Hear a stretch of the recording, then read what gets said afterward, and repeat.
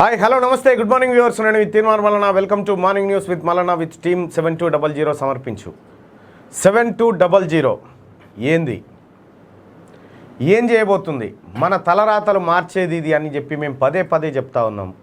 దానికి సంబంధించినటువంటి మీటింగ్ రేపు నిర్వహించుకోబోతా ఉన్నాం.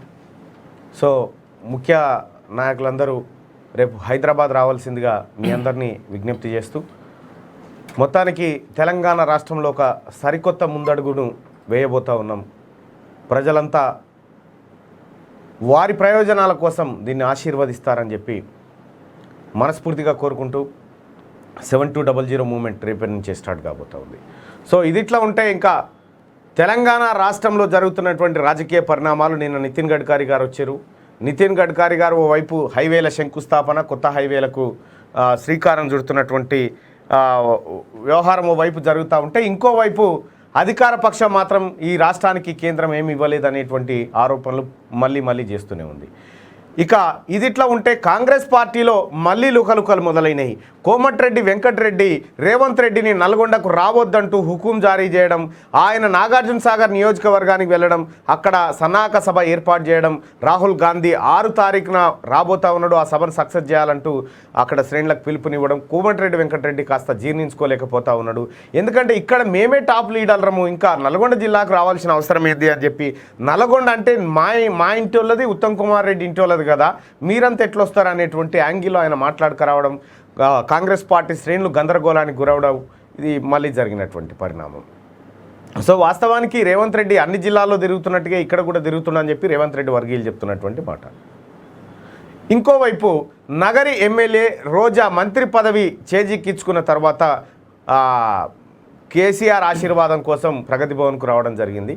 అదే సందర్భంలో మీడియా వాళ్ళు ఆమెని ఒక మాట అడిగారు. కేటీ రామారావు ట్వీట్ చేసిండు కదా, ఏమని, పక్క రాష్ట్రంలో నీళ్లు సరిగా లేవు, కరెంటు లేవు అని చెప్పి ట్వీట్ చేసిండు కదా అని అంటే, ఆయన అట్లా అనలేదే, మా పేరు పెట్టలేదే, ఒకవేళ అట్లా అంటే మేము ఖండిస్తున్నామని చెప్పి అక్కడే జరిగిపోతూ ఉంది. అయితే ఇక్కడ కీలకమైనటువంటి అంశం ఏంటంటే, నిన్న బీబీసీలో ఒక కమ్యూనిటీ పోస్ట్ చూసిన.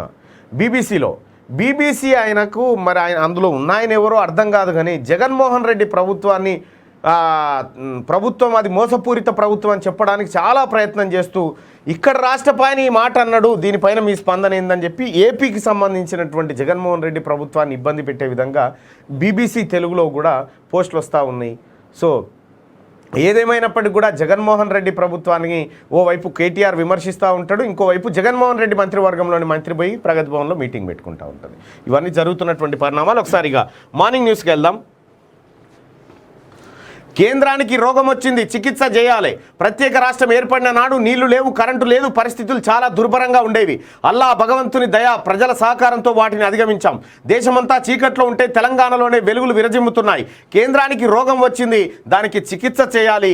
కూల్చివేయడం, పడగొట్టడం చాలా సులువు, కానీ దేశాన్ని నిర్మించడం కష్టం. తెలంగాణలో పరిస్థితులు బాగున్నాయి, కానీ కేంద్రంలో ఏమాత్రం బాగాలేవని చెప్పి ఇఫ్తార్ విందులో బాతాల పోషెట్టి మాట. తెలంగాణలో అద్భుతాలున్నాయట, కేంద్రంలో మాత్రం లేదట. ఇఫ్తార్ విందులో పండుగ పూట కూడా గివే పచ్చాబొద్దాలా. తెలంగాణ రాష్ట్రంలో ప్రత్యేక రాష్ట్రం ఏర్పడినాడు నీళ్లు లేవు, కరెంటు లేదు, పరిస్థితులు చాలా దుర్భరంగా ఉండేదని. మొత్తం తెలంగాణ రాష్ట్రం ఏర్పడిన నాటి నుంచి ఇప్పటి వరకు నువ్వు కొత్తగా తీసుకొచ్చిన కరెంటు ఎంత చెప్పు ఒకసారి. గుండు సున్నా, ఏం లేదు. ఇక రెండో అంశం, తెలంగాణ రాష్ట్రం ఏర్పడినాడు నీళ్లు లేవంటున్నాం. ఇప్పుడు ఏడంగా వచ్చినాయి నీళ్లు, ఏడున్నాయో చూపెట్టు నీళ్లు. ఇప్పుడు ఏ ప్రాజెక్టు ద్వారా నీళ్లు తీసుకొచ్చి ఎన్ని లక్షల ఎకరాల ఆయకట్టుకు నీరు అందించినావు ఒక్కసారి లెక్క చెప్పు చూద్దాం. కేవలం నిధులు ఖతం చేసినావు, కరెంటు పేరు మీద దోపిడీ చేస్తా ఉన్నావు. కరెంటుకు సంబంధించినటువంటి ఒక కరెంటు బిల్ చూపిస్తా ప్రజలారా.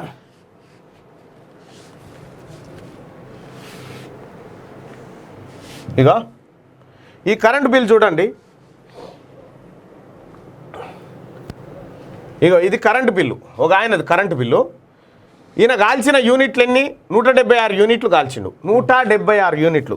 ఈయన కరెంటు బిల్లు ఎంత వచ్చింది? 8,094 రూపాయలు కరెంటు బిల్లు వచ్చింది. దీంట్లో దీంట్లో డెవలప్మెంట్ ఛార్జ్ అని 2124 రూపాయలు కొట్టేసిండు.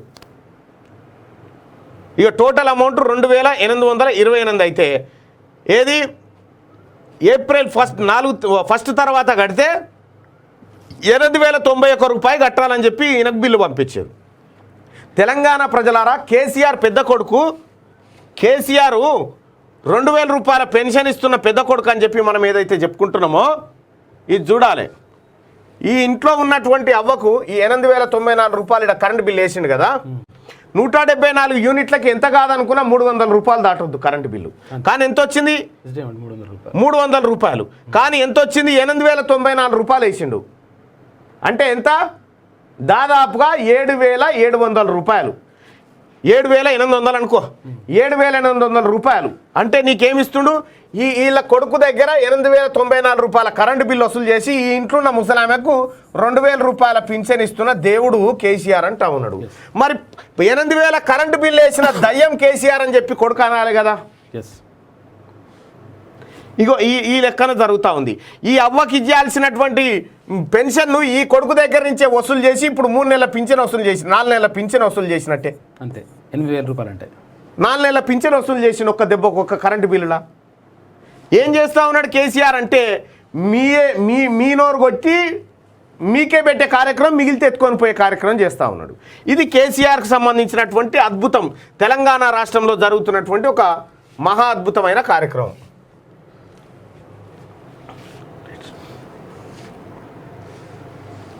తెలంగాణ రాష్ట్రంలో పరిస్థితులు బాగున్నాయట, కేంద్రంలో బాగలేవట. ఒకసారి మాట్లాడుకుందాం దీని మీద కూడా.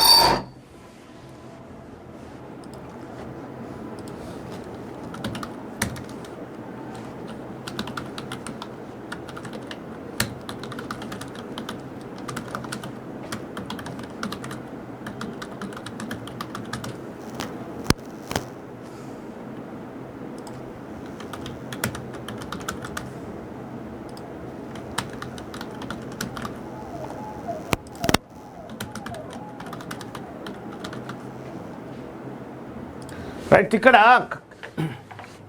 ఈ పోల్లో పాల్గొని చెప్పండి, నిజంగా తెలంగాణ రాష్ట్రంలో పరిస్థితులు బాగున్నాయా లేవా అనేది ప్రజలారా మీరే చెప్పాలి.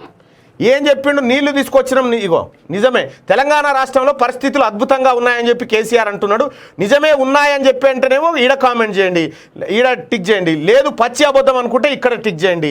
తెలంగాణ రాష్ట్రంలో పరిస్థితులు ఎంత అద్భుతంగా ఉన్నాయో మీరు చూడండి. కేసీఆర్ పదే ఒక అబద్ధాన్ని చెప్తా ఉండు. అద్భుతం జరిగిపోయింది, ఒక్క మంత్రి మీద అవినీతి ఆరోపణ లేదు లాంటి కార్యక్రమాలు చెప్తా ఉన్నాడు. ఎందుకు చెప్తా ఉన్నాడు అంటే ఒక అబద్ధాన్ని 100 సార్లు చెప్పడం ద్వారా నిజమవుతుందేమో అని చెప్పి ప్రయత్నం చేస్తూ ఉన్నాడు. ప్రజలారా మనం గమనించాల్సినటువంటి అంశం మీరే చూసారు కదా, ఎంత అద్భుతంగా ఉంటే 177 యూనిట్లు కాల్చిన వాడికి 8000 రూపాయల కరెంటు బిల్లు వస్తుంది చెప్పురి. ఇగో అయ్యో మాది సీఎం దత్తత గ్రామం, వ్యవసాయానికి ఇస్తున్నారని చెప్పి చిన్నముల్కనూరు 24 గంటల ఉచిత కరెంటు వ్యవసాయానికి ఇస్తున్నారని చెప్పి మన తెలంగాణ ప్రభుత్వం చెప్తున్నారు. కానీ 4-5 గంటలకు మించి కరెంటు రావడం లేదు. నీ దత్తత గ్రామం, ఇగో నీ దత్తత గ్రామమే. పిట్టల తిరుపతి చెప్తున్నటువంటి మాట. చిన్నముల్కనూరు విలేజ్లో కేసీఆర్ దత్తత గ్రామం. కేసీఆర్ 2016లో అడిగిపోయి నాకు మట్టి పని అప్పచెప్తే మట్టి పని చేస్తా, మొరి పని అప్పచెప్తే మొరి పని చేస్తా, మనం ఇళ్ళని ఉలగొట్టాలి, అద్భుతమైన చిన్నముల్కనూరు నిర్మించుకోవాలి, అద్భుతాలు, ఇక యాటలు కోసుకుందాం, సర్పంచ్ కేసీఆర్ మాటలు విని చిన్నముల్కనూరు సర్పంచ్ ఇల్లు కూడా కొట్టుకుంటే ఇల్లు గతి లేక సర్పంచే రోడ్ల మీద వచ్చి బతికే కాడికి తెచ్చిండు చిన్నముల్కనూరులో. ఈ చిన్నముల్కనూరులో ఇప్పుడు 24 గంటల కరెంట్ ఇస్తున్నామని చెప్పి కేసీఆర్ వ్యవసాయం చెప్తా ఉండు. 24 గంటల కరెంటు లేదు కదా, కనీసం గృహ అవసరాలకు కూడా కరెంటు చక్కగా రానటువంటి పరిస్థితి. మా వద్ద నల్ల నీళ్లు రావడం లేదు. మిషన్ భగీరథ కొడంగల్ ఏం జరిగింది? పీకే సర్వే రిపోర్ట్ వచ్చిందన్న, కొద్దిగా పని ఉంది దాంట్లో. మళ్ళా సార్ నాకు 20,000 కరెంటు బిల్లు వచ్చిందట. 12,000 వచ్చిందట. 12,000 కరెంటు బిల్లు వచ్చిందట. పెన్షన్ ఇస్తున్న పెద్ద కొడుకు కదా, ఏమవుతుంది? ఏం చేసిండు? కేసీఆర్ కావాల్సింది శరీరాలబ్బా. ఇప్పుడు ఈ ఓటుకి ఎంత వాల్యూ ఉందో ఈ ఓటుకి అంతే వాల్యూ ఉంది. 12,000 కరెంటు బిల్లు కట్టేట ఆయనకు ఓటు వాల్యూ ఎక్కువ ఉంటే పరిస్థితి ఇట్లుండేది కాదు. నీ తాన 12,000 గుంజి మీ ఇంట్లో ముసలామెకు 2,000 ఇచ్చి 10,000 జేబులు వేసుకొని పోతుంది. ఇది కేసీఆర్ కథ, కేసీఆర్ పథకాలు. ఇగో ఇవి మహాదాత. మళ్ళా ఆయన మహాదాత. అగో పచ్చి అబద్ధం, నోటికొచ్చినట్టు మాట్లాడతాడు. మనకు తెలంగాణ రాష్ట్రం ఇగో మా దగ్గర నీళ్లు రావటం లేదు వికారాబాద్లో. నీళ్ళు ఎక్కడ వస్తున్నాయి? ఒక ఆయన కరెంటు బిల్లు, మీ కరెంటు బిల్లు ఎంత వచ్చిందో ఒక్కసారి పెట్టండి బ్రదర్. మీ కరెంటు బిల్లు ఎంత వచ్చిందో చెప్పండి. 7,000 వచ్చింది. 7,200 72,000 12,000 కరెంటు బిల్లు ఎట్లా వస్తుంది? ఏమవుతుంది అనుకుంటారు? ఇక చూడ్రి, ఇది కేసీఆర్ పరిపాలన, ఇది కరెంటు బిల్లు. నీకు మద్యం మీద కనీసం రోజుకు నీ దగ్గర నుంచి ఇంత వసూలు చేస్తాడు. ఖచ్చితంగా మద్యం నుంచి నీ 100-200 వసూలు చేస్తాడు. రోజుకు 200 రూపాయలు వసూలు చేసినా నెలకు 6,000 రూపాయలు ఖాళీ తాగుడు మీదనే ఒక మనిషి దగ్గర వస్తుంది. 60% మంది తాగుతున్నారట. 60% మంది ప్రజలు తెలంగాణలో తాగుతున్నారట. రెగ్యులర్ వాళ్ళే, మళ్ళీ అప్పుడప్పుడు వాళ్ళు వేరే. 60% మంది తాగితే ఇగో కరెంటు బిల్లులు చూడిగో 18,000 రూపాయలు కరెంటు బిల్లు, 3,500. ఇదివరకు మీకు గింతే వచ్చిందా కరెంటు బిల్లు? ఇదివరకు తక్కువ రాలే మీకు కరెంటు బిల్లు? మరి ఇప్పుడు ఎందుకు ఎక్కువ వచ్చింది? 13,000 12,000. బంగారు తెలంగాణ అయిన ఎందుకు వచ్చిందా? ఇది కేసీఆర్ పరిపాలన. మాట్లాడదాం మిత్రమా, వీళ్ళకు అదే శనార్థి తెలంగాణలో ప్రత్యేక కథనం ఉంది, మాట్లాడదాం. ఇది కరెంటు బిల్లు. కేసీఆర్ తెలంగాణ రోగం వచ్చింది కేంద్రానికా తెలంగాణకా అంటే తెలంగాణకే రోగం వచ్చింది. అది కల్వకుంట్ల అనే ఒక పురుగు, ఓ గులాబీ పురుగు తెలంగాణ మీద వాలి మొత్తం తెలంగాణ సంపదను కొరుక్క తింటుంది. 10 భాషల్లో టెట్. ఈసారి టెట్ పరీక్షను 10 భాషల్లో నిర్వహిస్తున్నారు. ఎక్కువగా పేపర్ 2లో మ్యాథమెటిక్స్ అండ్ సైన్స్ సబ్జెక్టులకు సంబంధించి 149,310 మంది దరఖాస్తు చేసుకున్నారు. తర్వాత సోషల్ స్టడీస్ పేపర్ ఎక్కువ మంది రాస్తున్నారు. ఇది 5 సంవత్సరాల తర్వాత టెట్. టెట్ నిర్వహించాల్సింది ఎప్పుడు? 6 నెలలకు, ప్రతి 6 నెలలకోసారి టెట్ టీచర్ ఎలిజిబిలిటీ టెస్ట్ నిర్వహించాలి. ప్రతి 6 నెలలకోసారి నిర్వహిస్తామని చెప్పి రాష్ట్ర ప్రభుత్వం 5 ఏళ్ళ దాకా దిక్కు దివానం లేదు. అసలు ఇప్పుడు వాళ్ళు ఉన్నారా లేరా, ఎటు పోయి లేదు. ఈ టెట్ నిర్వహించకుండా డిఎస్సి పెడతా అంటాడు ఓసారి. గమ్మతి ముచ్చట. నేతన్న బీమాకు ఓకే. నేతన్న బీమా స్కీమ్కు అమలుకు రాష్ట్ర సర్కార్ అనుమతిచ్చింది. బీమా పరిధిలోకి వచ్చే నేత కార్మికుడు దురదృష్టవశాత్తు చనిపోతే 5 లక్షల పరిహారాన్ని కుటుంబ సభ్యులకు నామినీకి అందించనున్నారు అని చెప్పేసి ఒకటి. ఈ పదం ఎందుకు తెర మీదకి వచ్చింది? నేతన్న బీమా అనే పదం ఎందుకు తెర మీదకి వచ్చింది?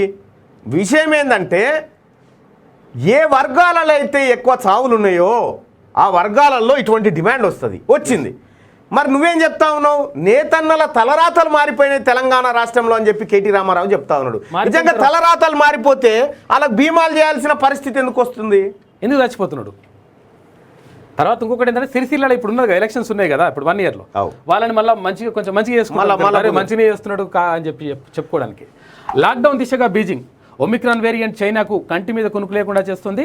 ఇప్పటికే షాంఘైలో లాక్డౌన్ విధించారు. ఇప్పుడు ఆ దేశ రాజధాని బీజింగ్లోనూ లాక్డౌన్ పెట్టే పరిస్థితులు ఏర్పడ్డాయి. మొత్తానికి లాక్డౌన్ దిశగా బీజింగ్, చైనా రాజధాని బీజింగ్లో లాక్డౌన్ విధించబోతా ఉన్నారట. మళ్ళీ అక్కడ కోవిడ్ విజృంభిస్తూ ఉంది.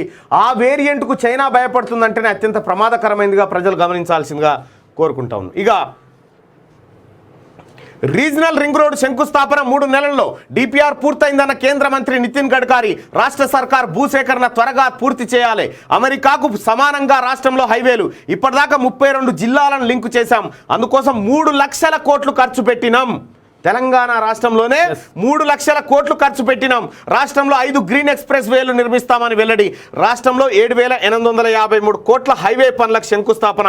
మరో 2 హైవేలను ప్రారంభించిన మంత్రి అంటూ ఇగో కేంద్ర మంత్రి వచ్చిగో నేషనల్ హైవేల శంకుస్థాపనలో పాల్గొన్న కేంద్ర మంత్రులు నితిన్ గడ్కరీ, కిషన్ రెడ్డి, వికే సింగ్ తదితరులు. ప్రశాంత్ కిషోర్ రెడ్డి, ఈయన పేరు ప్రశాంత్ రెడ్డినే ఉండు. మళ్ళీ కేంద్రం ఏమి ఇవ్వలేదంటే ప్రశాంత్ రెడ్డిని అడుగు. ఇచ్చిందిగా సార్ అని మరి నువ్వు లేచి చెప్పాలి. రైట్, ఏమంటున్నాడో సార్ నితిన్ గడ్కరీ అనేది ఒకసారి చూసేటువంటి ప్రయత్నం చేద్దాం. ये 10 साल जब पूरे होंगे तो तेलंगाना में 3 लाख करोड़ रुपए खर्चा करके नेशनल हाईवे का इंफ्रास्ट्रक्चर, मैं आपको विश्वास के साथ बताना चाहता हूं कि अमेरिका के स्टैंडर्ड का बनेगा, यूएसए के स्टैंडर्ड का बनेगा. ये विश्वास मैं आपको देना चाहता हूं. मैं विशेष रूप से तेलंगाना में हम टोटल देश में 26 ग्रीन एक्सप्रेस हाईवे बना रहे हैं. और ये जो 26 ग्रीन एक्सप्रेस हाईवे बना रहे हैं, उसमें से 5 ग्रीन एक्सप्रेस हाईवे ये तेलंगाना से गुजर रहे हैं। यस, पहला है इंदौर हैदराबाद, वो 787 किलोमीटर है, जिसकी कॉस्ट 17,000 करोड़ है, जिसके 136 किलोमीटर लेंथ तेलंगाना में आती है। दूसरा ग्रीन एक्सप्रेस हाईवे है सूरत, सोलापुर, कर्नूल, चेन्नई। ये इस हाईवे की कीमत करीब 50,000 करोड़ रुपए है और तेलंगाना से इसमें 78 किलोमीटर लेंथ जाती है। ये भी आप तेलंगाना के लिए बहुत उपयोगी होगा, क्योंकि नॉर्थ और साउथ को जोड़ने वाली ये लिंक होगी। అది ఇది రాష్ట్రంలో జరుగుతున్నటువంటి 3 లక్షలకు, 26 గ్రీన్ హైవేలు వస్తే అందులో 5 తెలంగాణ రాష్ట్రంలో వస్తాయంట. ఈ రకంగా తెలంగాణ రాష్ట్రంలో హైవేల నిర్మాణం జరుగుతుంది. అక్కడ ప్రశాంత్ రెడ్డి ఉన్నాడు, వేముల ప్రశాంత్ రెడ్డి. మరి ఈయన పోయి చెప్తాడో లేదో చూడాలి. చెప్పాలి. మళ్ళీ ఏమిచ్చింది కేంద్రం? మళ్ళీ కేంద్రానికి రోగం వచ్చింది నీకా కేంద్రానికా? కేంద్రం కూడా పైసలు పెడతా ఉంటే నువ్వేమో పన్నులు వసూలు చేస్తా ఉన్నావు. ఇక పాలమూరు పచ్చబడితే ముంబైకి వలసలు ఎందుకు? సీఎం కేసీఆర్ చెప్పేవన్నీ అబద్ధాలే. బండి సంజయ్. నారాయణపేటలో ముంబై వలస కూలీలతో ముచ్చట, కేసీఆర్ను దింపితేనే పాలమూరు పచ్చబడుతుందంటూ ఫైర్. నారాయణపేట నుంచి ముంబైకి వలస కూలీలతో వెళ్తున్న బస్సును చూపిస్తూ మాట్లాడుతున్న సంజయ్. ఇక ముంబై బస్సు గోరెట్ ఎంకన్నా చెప్పిండట ఈయనకు, ఎవరికి? కేసీఆర్కు. ఏమని? పాలమూరు అప్పట్లేక లేదన్నా పచ్చబడ్డది, ముంబైకి వెళ్ళే జనం ఇక్కడికి వచ్చి పని చేసిపోతున్నారు అనేటువంటి మాట చెప్పిండు. ఎంత ఆనందమయా అని కేసీఆర్ అంటా ఉన్నాడు. కానీ వాస్తవం ఏందిడా? ఇక బండి సంజయ్ చెప్తాడు. ముఖ్యమంత్రి వాళ్ళ కార్యకర్తలకే వాస్తవం నిజం చెప్పాల్సిన ముఖ్యమంత్రి ఇలా కార్యకర్తలకే అబద్ధాలు చెప్పాడు. దాని ద్వారా తెలంగాణ సమాజం కూడా అబద్ధాలు చెప్పి నమ్మించి మోసం చేసినటువంటి ఒక అబద్ధాల కోరు రాష్ట్ర ముఖ్యమంత్రి అని చెప్పి ఈ రోజు ఈ బస్సులు చూస్తే స్పష్టమవుతున్నారు. నారాయణపేట నుంచి ఒకప్పుడు బస్సులు ముంబై పోతుండే వలసల కోసం, నారాయణపేట నుంచి బస్సుల పంచని ముంబైకి అని చెప్పారు రాష్ట్ర ముఖ్యమంత్రి. మీరు చూడండి కదా, Mumbai Narayanpet Mumbai via Gulbarga, Solapur, Pune, Narayanpet depot bus number చెప్పండి. Bus number TS06Z0218. ఓ డ్రైవర్ ఆయనే, కండక్టర్ ఆయనే, లోపల ప్యాసింజర్ వాళ్ళు. రాష్ట్ర ముఖ్యమంత్రి చెప్పారు మరి ముంబై పోతురా, ఇక్కడ పాకిస్తాన్ పోయినా కూడా బంగ్లాదేశ్ పోతురా. ఈ ఒక్క ప్రతి రోజు ప్రైవేట్ బస్సులు పోతున్నాయి, ఆర్టీసీ బస్సులు పోతున్నాయి, రోజు పోతున్నాయి. ఒక్కొక్క బస్సులో 50 మంది పోతున్నారు. డ్రైవర్ గారు ఏం చెప్తున్నారంటే ప్రతి రోజు అప్పుడప్పుడు కింద కూర్చొని పోతారు, సీట్లు సరిపోతలేవు. ఇన్ని వందల మంది ప్రతి రోజు నారాయణపేట జిల్లా నుంచి ముంబై పోతురంటే ఉమ్మడి పాలమూరు జిల్లాలో పరిస్థితి ఏందో రాష్ట్ర ముఖ్యమంత్రి అర్థం చేసుకోవాలి. తెలంగాణ రాకముందు దేశం పాలమూరు వలసలు పోతున్నారు. ఎన్ని రోజులు వలసలు పోదాం, ఎన్ని రోజులు బతుకుదామన్నావు రాష్ట్ర ముఖ్యమంత్రి. నీ మూర్ఖత్వ పాలనలో, నీ చాతగాని పాలనలో, నీ దరిద్ర పాలనలో, నీ దౌర్భాగ్య పాలనలో, నీ కుటుంబ పాలనలో, నీ అవినీతి పాలనలో పసి పాపాలు చేసుకొని మొత్తం ముట్ట చదువుకొని కూలీ నాలి కోసం ఇలా ముంబైకి వలసలు పోతున్నంటే చెప్పు, సిగ్గుతో తల తీసుకోవాలి. నువ్వు మళ్ళీ అబద్ధాలు చెప్తావు, నువ్వే అబద్ధాలు చెప్పి అబద్ధాలు నిజంగా నమ్మించే ప్రయత్నం చేస్తావు. చెప్పాలి పేరు వందకి ఏం సమాధానం చెప్తావు? ఇప్పుడు నోటి మాట అన్నట్టు కూడా కాదా? బస్సు బరాబర్ ఉన్నది, ఇక్కడ బొంబాయి బోర్డు ఉన్నది, పోయేది బొంబాయికే. ఇవన్నీ బరాబరే ఉన్నాయి, ఇవన్నీ బరాబరే ఉన్నాయి. బస్సు పోతూనే ఉంది. మనకేం చెప్పిండు బాతాల పోషెట్టి ఉద్యమం సమయంలో? ఏమున్నది రా తెలంగాణ, పోతే బొంబాయి, లేకపోతే బొగ్గుబాయి, లేకపోతే దుబాయ్. దుబాయ్ కష్టాలు చూస్తారా ప్రజలారా? ఏడుందా ఒక్కసారి చూడుర్రి. దుబాయ్ వాళ్ళ పరిస్థితి చూడరు ఒక్కసారి మీరు.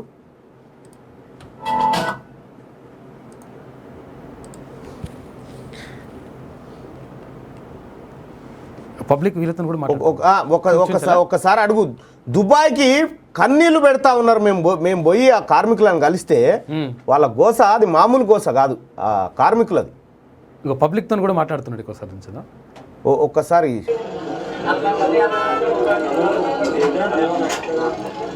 మాట్లాడిపి.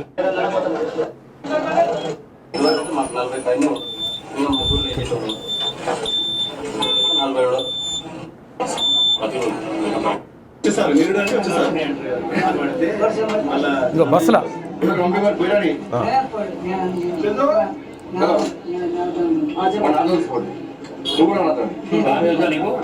దొరికింది దొరికింది దొరికింది.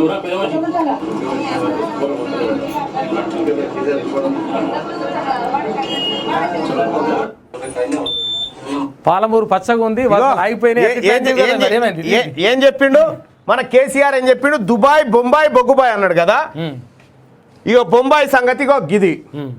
సింగరేణిలో కాంట్రాక్ట్ కార్మికుల సమ్మె త్వరలో సురువు కాబోతుంది. సింగరేణి బొగ్గుబాయి పరిస్థితి అది, బొంబాయి పరిస్థితి ఇది, ఇగో దుబాయ్ పరిస్థితి చూడరు ప్రజలారా. మనకు కనిపించలేదు. సో ప్రపంచంలోనే అత్యధిక జనాభా ఉన్నటువంటి ప్రాంతం చైనాకు సంబంధించిన కార్మికులను మాత్రం ఇక్కడ మనం చూడలేదు. సో ఇక ఈ వెహికల్స్లలో వీళ్ళందరినీ కూడా ఉదయం తీసుకెళ్తారు. సో తర్వాత వాళ్ళ పని కంప్లీట్ అయిన తర్వాత వాటిని మళ్ళీ తీసుకొచ్చి క్యాంపులో వదిలిపెట్టే ప్రయత్నం చేస్తారు. సో క్యాంపు లోపల ఉన్నటువంటి కార్మికుల పరిస్థితులు అయితే మనం చాలా క్లియర్గా సో మీ అందరికీ కూడా అర్థమయ్యే విధంగా చెప్పే ప్రయత్నం చేశాం.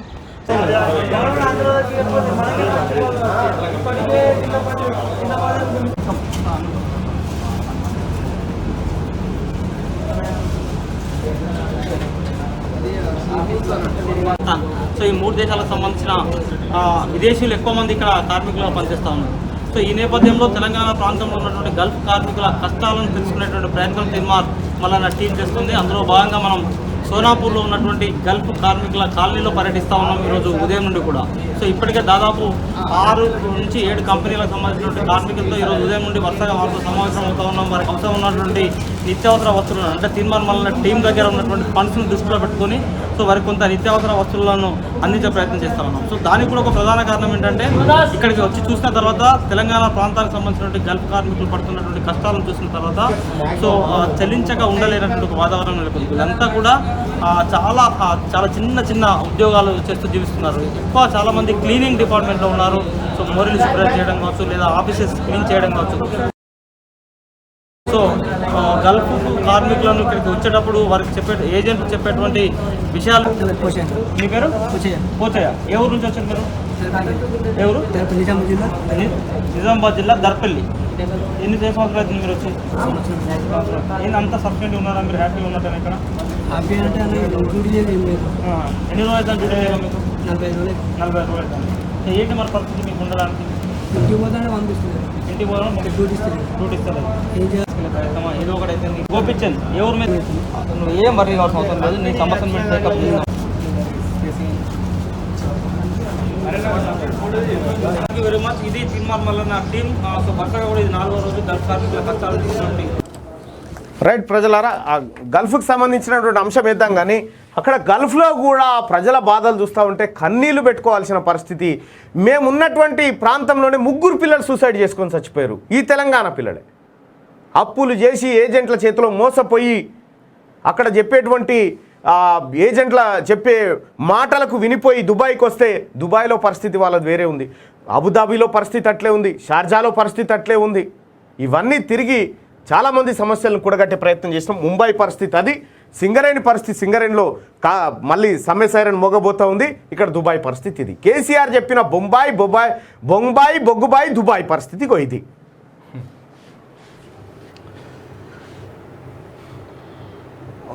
రైట్గా ధర ఎక్కువ తీపి తక్కువ. మామిడిపై సీజన్ మార్పుల ఎఫెక్టు 4వ వంతుకు పడిపోయిన దిగుబడి. అకాల వర్షాల ఆలస్యంగా పూత కాత. పక్వానికి రాకముందే మార్కెట్కు కాయలు. మోతాదుకు మించి కెమికల్స్ వాడి మగ్గబెడుతున్న వ్యాపారులు. 90 రోజుల్లోనే తెంపేసి. మామిడి పండు అంటేనే తీపికి మారుపేరు. రేటు ఎక్కువైనా సరే తినకుండా ఉండలేరు. దీంతో ప్రస్తుతం కిలో 150 రూపాయల దాకా పెట్టి జనం కొంటున్నారు. కానీ ఏమాత్రం టేస్ట్ ఉంటలేవు. నోట్లో వేసుకోగానే తేనెలా కరిగిపోవాల్సిన పండ్లు పుల్లగా వగరుగా ఉంటున్నాయి. దీంతో మామిడి ప్రియులు షాక్ అవుతున్నారు. కాయలు చెట్టుపై కనీసం 100 నుంచి 125 రోజుల వరకు ఉంటేనే పక్వానికి వస్తాయని, అప్పుడు తెంపి మగ్గిస్తే మామిడి పండ్ల రంగు రుచి బాగుంటాయని హార్టికల్చర్ ఆఫీసర్లు చెప్తున్నారు. కానీ ఈసారి ఆలస్యంగా పూత పట్టిన కాయలు చెట్లపై కనీసం 90 రోజులు కూడా లేవు. ఈలోపే మామిడి పండ్ల సీజన్ రావడం, దిగుబడి లేక డిమాండ్ పెరగడంతో వ్యాపారులు ఒత్తిడి మేరకు రైతులు కాయలు తెంపి మార్కెట్కు తరలిస్తున్నారు. సరిగ్గా ఎదగని కాయలను కృత్రిమ పద్ధతిలో మగ్గబెట్టి అమ్మడంతో తీపి రసం రావట్లేదని చెప్పి ఎక్స్పర్ట్లు చెప్తున్నటువంటి మాట. వాస్తవానికి కూడా ఒకప్పుడు జామ చెట్టు పక్క పండి నడుచుకుంటూ పోతే జామ పండ్ల వాసన ఎంత కమ్మగా వచ్చేది. జామ పండ్ల వాసన అద్భుతమైన జామ పండ్ల కొనుక్కొని పోతుంటే. వాసన మామిడి పండ్ల వాసన ఎంత కమ్మగొచ్చేది ఎట్టుకన్నా పోతే ఇప్పుడు వస్తాయా వాసనలు ఉన్నాయా? మొత్తం కెమికల్ పచ్చికాయల మీద ఇంత కెమికల్ చల్లాలి, మక్క పెట్టి ఎర్రగా చూపెట్టాలి, అవి తినాలి. కథం ఓ రకంగా పురుగుల మందు తింటున్నట్టే లెక్క. సీజనల్ పురుగుల మందులు ఇవి. కలర్ వస్తుంది అంతే కానీ కథం అవుతుంది. సీజన్ లేదు, దిగుబడి 20%. పోయినసారేమో కరోనా ఇంట్లో పినిగల కరోనా జయంగా మామిడి పంట దిగుబడి ఎవడు కొనక ఎక్కడికక్కడ ఆగమైపోయినాయి. ఈసారి ఏమో ఈ పరిస్థితి. తడిసిన వడ్లు కొనేదాకా ఊరుకోం. ఢిల్లీలో మోడీ, గల్లీలో కేడీ కలిసి రైతులను ముంచిండ్రు రేవంత్ రెడ్డి. ఇద్దరు కొనుక్కుంటే వడ్లు దావూద్ ఇబ్రాహీం కొట్టాడా? 18 నెలల్లో నెల్లికలు పూర్తి చేస్తామన్నారు, తట్ట మట్టి తీయలే. ఉమ్మడి నల్లగొండ సన్నాహక సభలో పీసీసీ చీఫ్ ఫైర్. కేంద్ర రాష్ట్ర ప్రభుత్వాలు వడ్లు కొనకుండా ధర్నాలు చేస్తుంటే దుబాయ్ నుంచి దావూద్ ఇబ్రాహీం వచ్చి కొంటాడా? అట్లయితే సీఎం కేసీఆర్ ఎందుకు, పీఎం మోడీ ఎందుకు అని పీసీసీ చీఫ్ రేవంత్ రెడ్డి మండిపడ్డారు. ఢిల్లీలో ఉన్నోడు మోడీ, గల్లీలో ఉన్నోడు కేడీ. బీజేపీ వాళ్ళు వచ్చి ఇందిరా పార్క్ దగ్గర ధర్నా చేస్తారు, ఇక్కడున్న టీఆర్ఎస్ వాళ్ళేమో ఢిల్లీ వెళ్ళి ధర్నా చేస్తారు. వీళ్ళు చేస్తున్న ధర్నా ఎందుకు అని ప్రశ్నించారు. శుక్రవారం నాగార్జున సాగర్లో జరిగిన ఉమ్మడి నల్గొండ జిల్లా కాంగ్రెస్ సన్నాహక సమావేశంలో ఆయన మాట్లాడారు. కేసీఆర్ మోడీకి కావాల్సింది రాజకీయ ప్రయోజనాలేనని, రాష్ట్రంలో పార్టీలను పెంచుకోవడానికి కుట్రలు పన్నుతున్నారని ఆరోపించారు. అకాల వర్షాలు వస్తే వడ్లు కొనలేరని, మార్చి నుంచే తాము మొత్తుకుంటున్నామని, రాష్ట్ర ప్రభుత్వ నిర్లక్ష్యం వల్ల ఇప్పటి వరకు సెంటర్లు ఓపెన్ కాలేదన్నారు. ఇక కాంగ్రెస్లో మల్లా లొల్లి. రాహుల్ టూర్ టైంలోనూ ఒక్క తాటిపైకి రాని నేతలు, పీసీసీ చీఫ్ రేవంత్ తీరుపై సీనియర్ల గుర్రు. సాగర్ మీటింగ్కు కోమటిరెడ్డి దూరం అంటూ ఒక వార్తను చూసుకోవచ్చు. మొత్తం మీద నల్లగొండ జిల్లాకు సంబంధించినటువంటి నేతల్లో మళ్ళొక కోమటిరెడ్డి దూరం అని కోమటిరెడ్డి తోటి వచ్చింది ఆ పంచాయతీ. ఈ ఊరు కాలది పీరు లేవదు. మళ్ళీ కాంగ్రెస్ పార్టీలో మళ్ళీ ఒక పుల్ల పెట్టే కార్యక్రమం చేసిండు. సరే ఏమన్నా కానీ వాళ్ళ కథ. కానీ ఇప్పుడు మీరు ఇగో ఈ పోల్లో కూడా పాల్గొనాలి ప్రజలారా. తెలంగాణ రాష్ట్రం వచ్చిన తర్వాత మనకు చెప్పిండు కదా, తెలంగాణ వచ్చాక దుబాయ్, బొంబాయి, బొగ్గుబాయి బతుకులు మారినాయా? మారినాయి అంటే మారినాయని, లేకపోతే మారలేదని టిక్కు పెట్టండి. ఎందుకంటే నేను ప్రత్యక్షంగా చూసిన తెలంగాణ రాష్ట్రం వచ్చిన తర్వాత దుబాయ్ మారలే, బొంబాయి మారలే, బొగ్గుబాయి మారలే. పైపెచ్చు అక్కడ చనిపోతే దుబాయ్లో చనిపోతే కార్మికులు చనిపోతే ఆ శవం ఇక్కడికి రావడానికి కొన్ని నెలలు పట్టే పరిస్థితి ఉంది. కేరళ తరహా పాలసీని, ఎన్ఆర్ఐ పాలసీని తీసుకొస్తామని చెప్పి అక్కడ రాష్ట్ర ప్రభుత్వం ఎట్లయితే చేస్తుందో అట్లే చేస్తామని చెప్పి కేసీఆర్ చెప్పి వాళ్ళని మోసం చేసిండు. ఆఖరికి కరోనా కష్టకాలంలో దుబాయ్లో ఉన్నటువంటి కార్మికులు చాలామంది, ఆ సోదరుడు కృష్ణ వాళ్ళు వీళ్ళంతా కలిసి తలాయిన్ని పైసలేసి ప్రత్యేక విమానాలు ఏర్పాటు చేసి శవాలను, కార్మికులను ఇండియాకు పంపిస్తే, వాళ్ళ పైసలతో పంపిస్తే ఎయిర్పోర్ట్ కాడికి బస్సులు పంపించింది కవిత. బస్సులు పంపించి దిగిన వాళ్ళని ఎక్కించుకపోయి వాళ్ళ ఇంటికాడ దించి మీ వాళ్ళని తెచ్చిన దుబాయ్ నుంచి అని చెప్పింది. నిజమే అనుకుంటారు పాపం. ఎవరైనా చూస్తే నిజమే అనుకుంటారు. ఈ పోల్లో పాల్గొనండి. ఇగో ఇది కేటీఆర్ కామెంట్ల కౌంటర్లు. ఇటీవల ఏం మాట్లాడినా బెడిసి కొడుతున్న తీరు. పక్క రాష్ట్రంలో కరెంటు, రోడ్లు బాగాలేవన్న మంత్రి. వరుసగా కౌంటర్లు ఇచ్చిన ఏపీ రాష్ట్ర మంత్రులు. నా వ్యాఖ్యల వెనుక దురుద్దేశం లేదంటూ కేటీఆర్ ట్వీట్. కర్ణాటకపై ట్వీట్లు, ఈ పీఎంఓపై కామెంట్లు అన్ని వివాదమే. ఈ పోరనుకో తెలివాలట పిసా.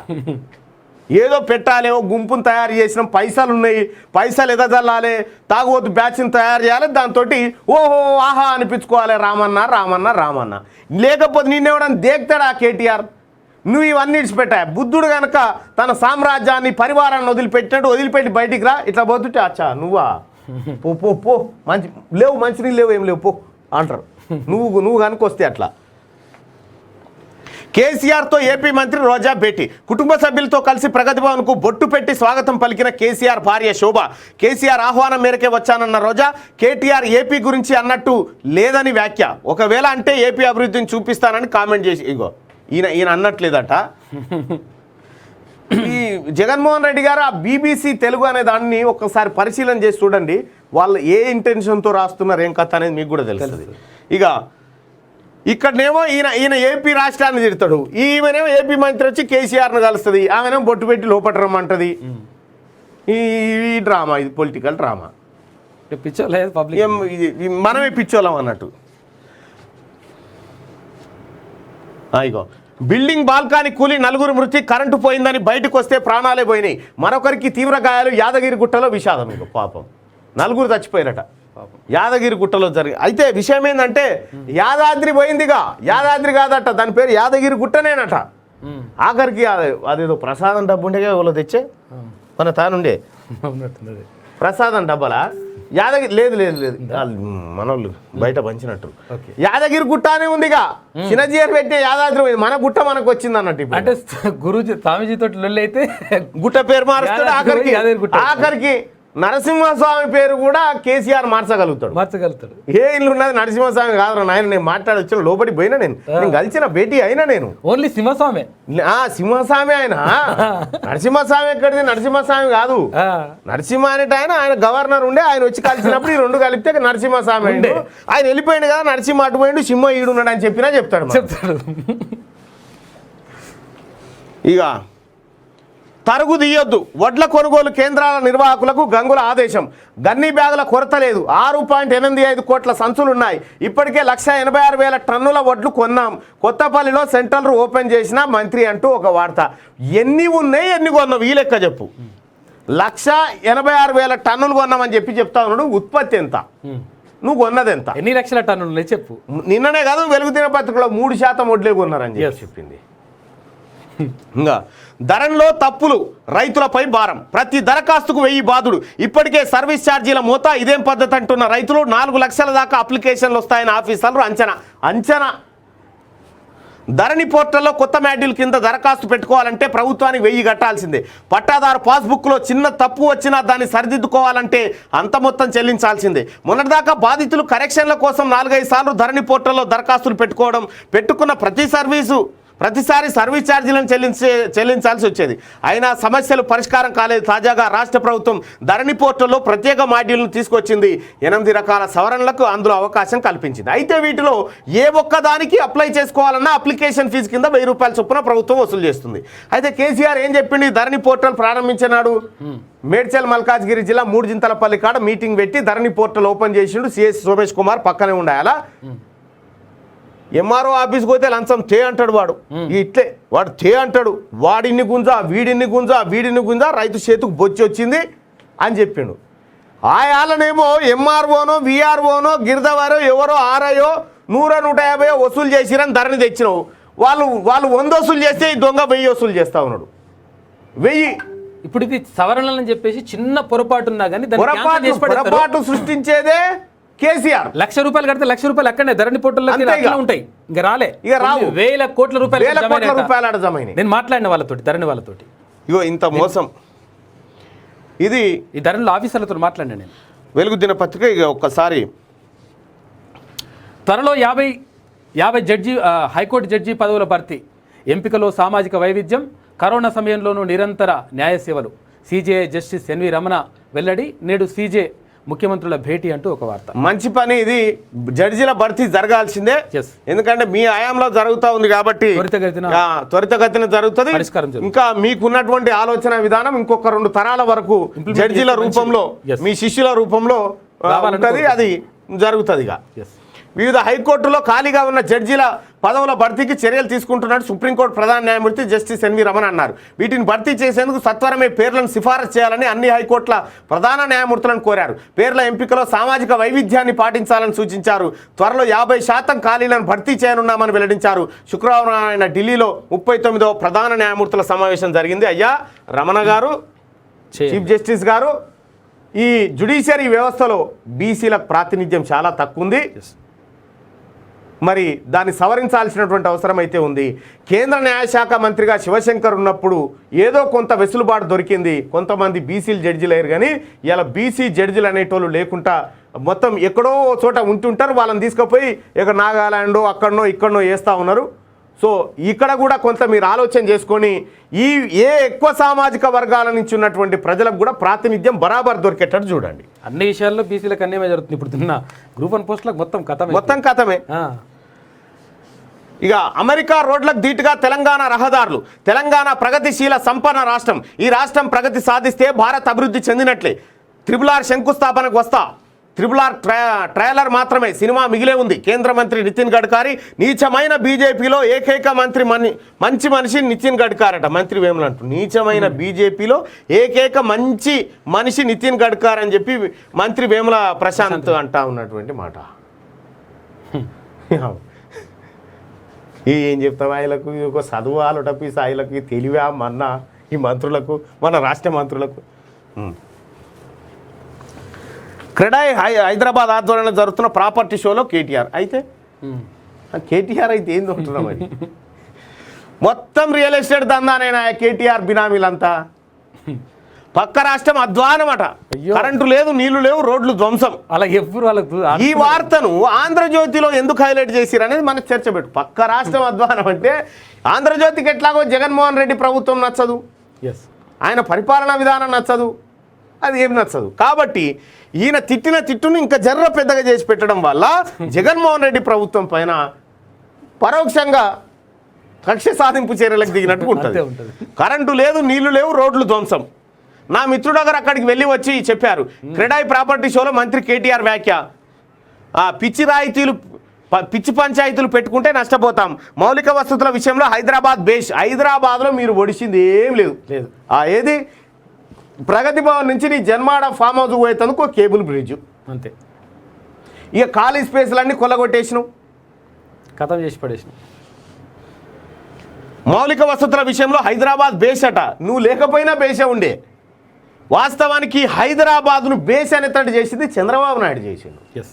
నిజంగా చంద్రబాబు నాయుడుకు ఉన్నటువంటి విజన్, చంద్రబాబు నాయుడుకు ఉన్నటువంటి ఆలోచన, ఆ రోజు హైదరాబాద్లో సైబరాబాద్ అనేటువంటి ఒక కొత్త సిటీని తయారు చేసి, సరే దాంట్లో ఏం చేసిరు, దాని వెనకాల వ్యాపారాలు చేసిరా ఏం చేసిరా అనేది సెకండరీ. ఇవాళ అంతో ఇంతో అటు ఒక ఒక నిదర్శనం కనిపిస్తుందంటే అది చంద్రబాబు నాయుడు పుణ్యం.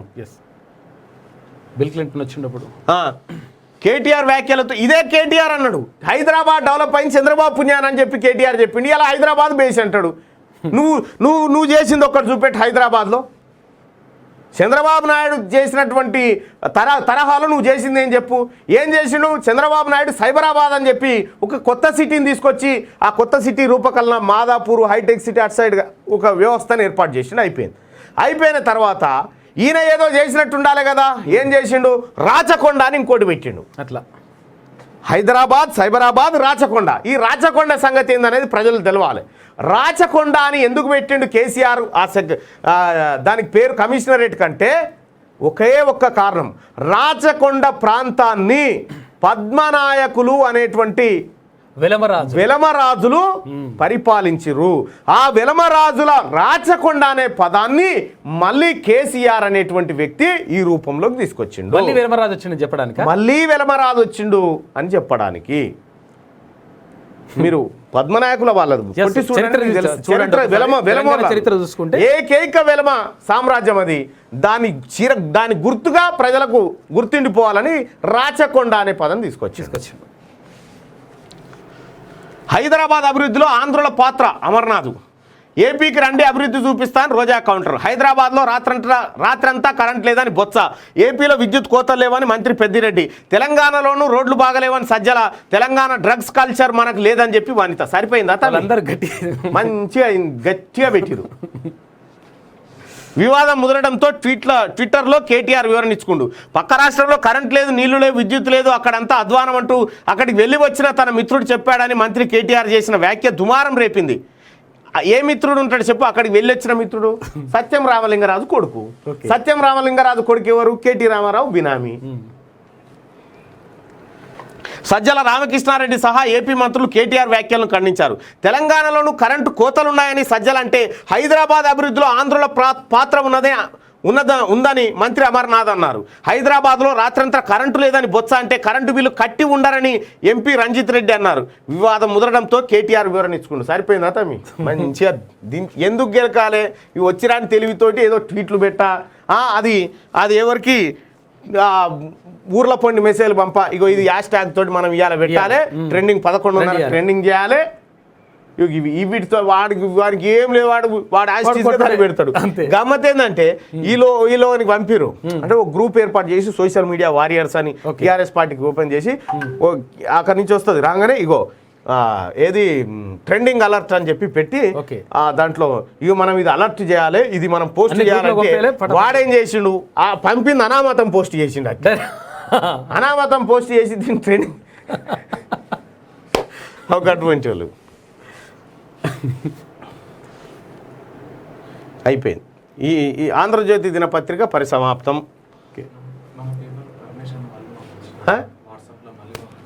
ఓకే పర్లేదు, ఏం కాదు, చిన్న మిస్టేక్ ఉంది, మార్చేసిన.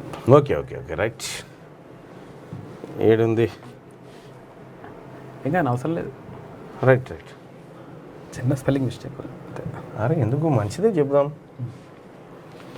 రైట్ ప్రజలారా, ఒకసారి శనార్థి తెలంగాణకు వద్దాం. శనార్థి తెలంగాణ పత్రిక qgroupmedia.com లేదంటే శనార్థి తెలంగాణ.comలో ఏంది ఇట్లా వస్తుంది? చెయ్యడనా? అచ్చా okay okay. Desktop okay, save as డెస్క్టాప్లో ఆగనా? ఓకే, అట్లా చేయి.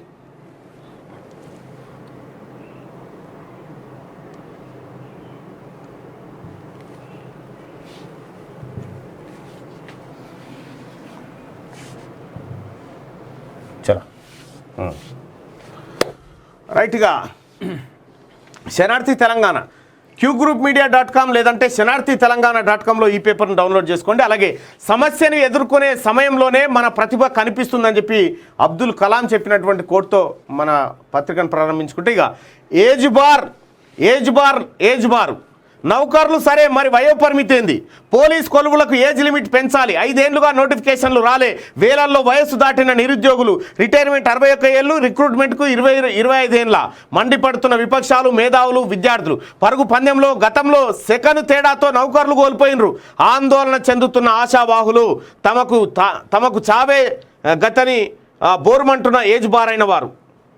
ఇంత దారుణం. ఇప్పుడు 58 సంవత్సరాలు ఒకసారి సుదీర్ఘకాలం పాటు ప్రత్యేక రాష్ట్ర సాధన కోసం ఉద్యమకారులు, మేధావులు, ఎందరో మహానుభావులు కలిసి పోరాటం చేశారు. నీళ్లు, నిధులు, నియామకాల కోసం కొట్లాడి తెచ్చుకున్న ఈ తెలంగాణలో పేదలు, రైతులు, నిరుద్యోగులు ఇలా అందరికీ అన్యాయమే జరుగుతుంది. ఇంటికో ఉద్యోగం అని చెప్పిన కేసీఆర్ మాటలు నీటి మీద రాతల్లాగే మారాయి. తెలంగాణ రాష్ట్రం వచ్చిన 8 ఏళ్లలో ఎవరికీ సర్కారు నౌకరు రాలే. ప్రభుత్వ కొలువుల కోసం ఎదురు చూసి ముసలోళ్ళు అయిపోయాయి. ఇకనన్న గవర్నమెంట్ కొలువు సాధిద్దామనుకుంటే వయసు పరిమితి విధించే. ఇక ఏం చేస్తారు? సావలేక బతకలేక జీవిస్తారు. ఇప్పుడు సర్కారు వేసే ఉద్యోగాలకు ఏజ్ బార్ అయిపోయినరు నిరుద్యోగులు. ఇన్నేళ్ల సంధి నోటిఫికేషన్ లేక, జాబ్స్ రాక దివాలా తీస్తుండ్రు. డిగ్రీలు, పీజీలు, పిహెచ్డి పట్టాలు పట్టుకొని చాయ్ డబ్బా, టిఫిన్ బండ్లు, పండ్ల వ్యాపారం, కిల్లీ కొట్లు, ఆటో డ్రైవర్లు, ఉపాధి హామీ, హమాలీ పనులు చేసుకోవాల్సిన దుస్థితి దాపురించింది ఈ ఏజ్ బార్ అయిన వాళ్ళ పరిస్థితి. వీళ్ళకి ఏజ్ బార్ అయితా ఉంటేనే ఉద్యోగాలు పోతాయి. ఈయన వయసు పెరుగుతుంది పిల్లవాడికి కాబట్టి మున్సిపల్ శాఖ ఈయనకే అప్పచెప్తా, ఇండస్ట్రీస్ ఈయనకే అప్పచెప్తా, ఏజ్ పెరుగుతా ఉంది, అనుభవం పెరుగుతా ఉంది కాబట్టి ఆయనకి ఇస్తారు. మరి వీళ్ళకి ఇయ్యరా? 4 సంవత్సరాలు 5 సంవత్సరాల నుంచి నోటిఫికేషన్ అయ్యింది ఎవరు?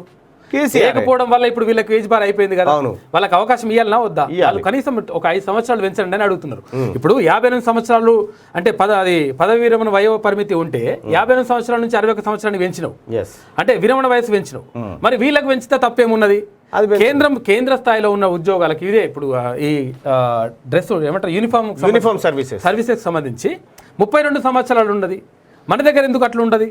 తర్వాత దానికి సంబంధించి మళ్ళీ ఇప్పుడు అంతా నోటిఫికేషన్ అంతా కూడా లేట్ కావడానికి కారణం ఎవరు? ప్రభుత్వం కాదా? ప్రభుత్వమే. డెఫినెట్ గా ఇవ్వాల్సిన అవసరం లేదా? వీళ్ళకు లక్షలాది మంది, పాపం చాలా మంది, వందల మంది పరిస్థితి. వాళ్ళ పరిస్థితి ఏంది? ఏం కావాలి? ఒకవేళ ఆడ ఉద్యోగాలు లేకపోతే పాలిటిక్స్ లోకి రండి. ఉద్యోగానికి ఎసరు పెడితే కథం బ్రదర్. వీళ్ళ ఉద్యోగానికి ఎసరు పెడితే కథం అయిపోతుంది. అది చేయాలి, అసలు యాక్చువల్ చేయాల్సిన పని అది. తెలంగాణలో కరోనా 4th వేవ్ జూన్లో వచ్చే అవకాశం హెల్త్ డిపార్ట్మెంట్ అంచనా. అప్రమత్తంగా ఉండాలని ప్రజలకు సూచన. మేము అప్రమత్తంగా లేకపోతే మీరు కాపాడుతారని నమ్ముతాం. యాదగిరిగుట్టలో కూలిన 2 అంతస్తుల భవనం, 4 మృతి, పలువురికి తీవ్ర గాయాలు. ప్రధాన రహదారి పక్కనే ఉన్న శ్రీరామ్ నగర్లో దుర్ఘటన. ఈ యాదగిరిగుట్టలో అవిశృతి అయ్యేది అయితే అది ఏమో అన్నగా, అంటే రోడ్ వైడింగ్ యాదగిరిగుట్ట కాడ ఏం జరిగింది చెప్పు. యాదగిరిగుట్టను గతంలో యాదగిరిగుట్ట పనులను ఎవ్వరు ముట్టుకుంటే వాళ్ళు రాజకీయంగా పతనం అయిపోయారు పొలిటికల్గా. అందుకోసమే గొంగిడి సునీత యాదగిరిగుట్టను ముట్టుకోలే ఎప్పుడు.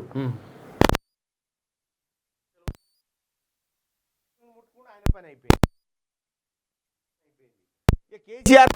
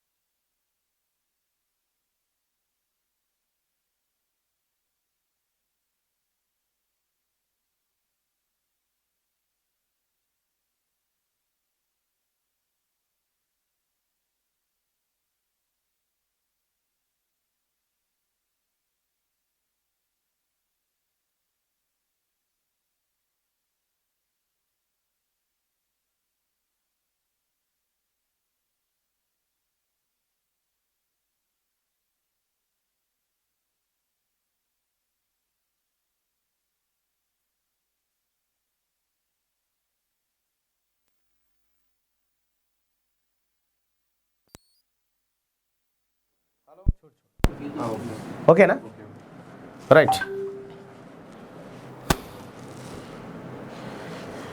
దయచేసి ఇదే ఆహ్వానంగా భావించండి, ఎందుకంటే పోవాల్సిన ముఖ్య నాయకులకి కాల్స్ పోతూ ఉన్నాయి, కానీ ఇంకా ఎవరికైనా అందకపోతే ఇదే ఆహ్వానంగా భావించి రావాల్సిందిగా మీ అందరిని రిక్వెస్ట్ చేస్తూ ఉన్నాం.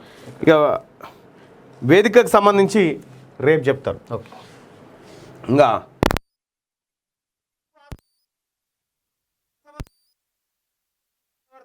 గగ్గోలు పెట్టిన బాధితురాలు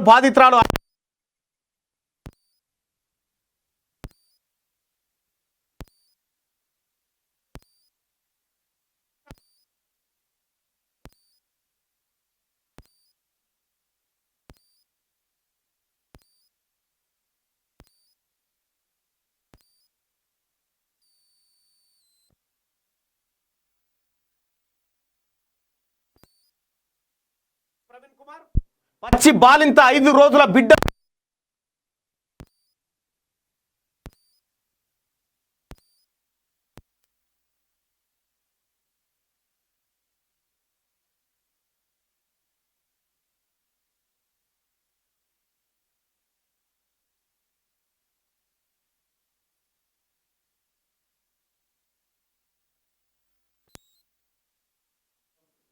హలో రైట్ కొద్దిగా ఇక ప్రసవ వేదన కంటే టీఆర్ఎస్ పాలనే నరకం. BSP convener RS Praveen Kumar పచ్చి బాలింత 5 రోజుల బిడ్డను ఎత్తుకొని 10 కిలోమీటర్లు నడక.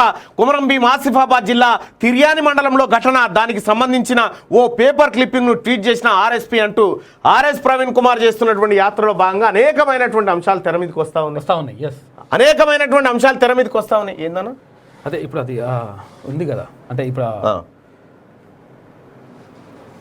ఇగో చూడు, మండుటెండలో 10 కిలోమీటర్లు నడిచిన బాలింత నడవాలి. ఎమ్మెల్యే బిడ్డ ఇట్లా బాలింతలకు వాళ్ళు కూడా అవుతారు కదా, వాళ్ళు ఇట్లా నడుస్తారా? నడిపిస్తారా వాళ్ళని? ఎంపీల పిల్లలు ఇట్లా బాలింతలై నడుస్తూ ఉంటారా? ఏం చెప్పినావు కల్వకుంట్ల చంద్రశేఖరరావు గారు? మాలోత్ కవిత టీఆర్ఎస్ పార్టీలో చేరేటప్పుడు కేసీఆర్ చెప్పిన మాట ఇప్పుడు గుర్తు చేస్తా ఉన్నా. ఈ ఏదైతే గూడాల పొంటి ప్రజలు ఉంటారో వాళ్ళకు హెలికాప్టర్ అంబులెన్సులు తీసుకొస్తా అని చెప్పిండు. హెలికాప్టర్ అంబులెన్సులు. ఒక్క నిమిషం ప్రజలారా, ఉంటే మాత్రం ఉంటే చూపించే ప్రయత్నం చేస్తాం మీకు.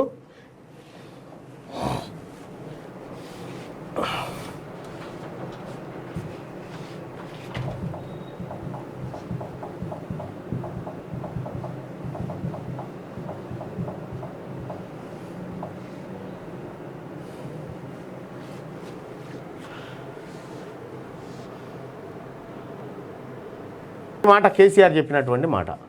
కనీస సౌకర్యాలు లేదురా నాయన. రోడ్డు గతి లేదు, పోదామంటే సైకిల్ గతి లేదు, తొవ్వ గతి లేదు, హెలికాప్టర్ అంబులెన్సులు పెడతా అని చెప్పి మనకు చెప్పిండాడ.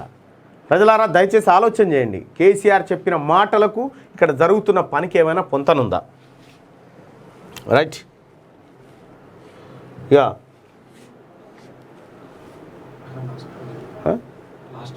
తీసుకున్నా అది తీసుకో. ఇది ఇట్లుంటే ఇక హస్తంలో అలజడి మళ్ళీ తెరపైకి వర్గపోరు నల్గొండ జిల్లా లీడర్లలో ఇగో హట్టు పీసీసీ చీఫ్ రేవంత్ టూర్పై అసంతృప్తి కోమటిరెడ్డి జానా ఉత్తమ్ మధ్య రుసరుస నల్గొండలో కాకుండా సాగర్లో సన్నాహక సదస్సు ఎంపీ ఉత్తమ్ మాజీ ఎమ్మెల్యే దామోదర్ రెడ్డి హాజరు ఆబ్సెంట్ అయిన కోమటిరెడ్డి బ్రదర్సు అద్దంకి. చెయ్యి గుర్తు పార్టీలో ఇంకా చేతులు కలవట్లేదు. నిన్న నల్గొండ జిల్లాలో టీపీసీ చీఫ్ రేవంత్ రెడ్డి పర్యటించారు. అక్కడ కాంగ్రెస్ నేతలు రేవంత్ రెడ్డి పర్యటనకు తగిన ఏర్పాట్లు చేయకపోవడం, మరికొందరు హాజరు కాకపోవడం హస్తం పార్టీలో భేదాలు రచకెక్కాయి. ఇటీవల అందరినీ ఢిల్లీ పిలిచిన రాహుల్ గాంధీ సముదాయించిన సంగతి తెలిసిందే. అయితే ఇక ముందు ఆ పంచాయతీ లేకుండా కలిసిపోతామని చెప్పి వచ్చిండ్రు. తెలంగాణ కాంగ్రెస్లో మరోసారి కోమటిరెడ్డి వెంకటరెడ్డి ఉన్నన్ని రోజులు ఈ కటకటలు తప్పాయి. వచ్చేనే పంచాయతీ ఏ పిచ్చోడా ఇట్లా ఏ పిచ్చోడా మనకు ఇప్పుడు ఫోన్ చేసింది కదరా సోనియా గాంధీ ఫోన్ చేసింది ఫోన్ అదే మనకే ఇస్తుందిరా తమ్మి పిచ్చోడా. ఇగో ఇట్లా ఈ ఏతులు ఈ అబద్ధాలతోటి సగం సత్యనాశనం అయిపోయింది కాంగ్రెస్ పార్టీ. ఇక మళ్ళా దిగిండు మళ్ళీ ఏందో కథ. సరే అది ఏమన్నా కానీ అయితే మనం కాట్లేదు కానీ కేసీఆర్వి ఊసరవెల్లి రాజకీయాలు వైఎస్ఆర్టీపీ అధ్యక్షురాలు షర్మిల తీవ్ర వ్యాఖ్యలంటూ ఒక వార్తను చూస్తూ ఉన్నాం.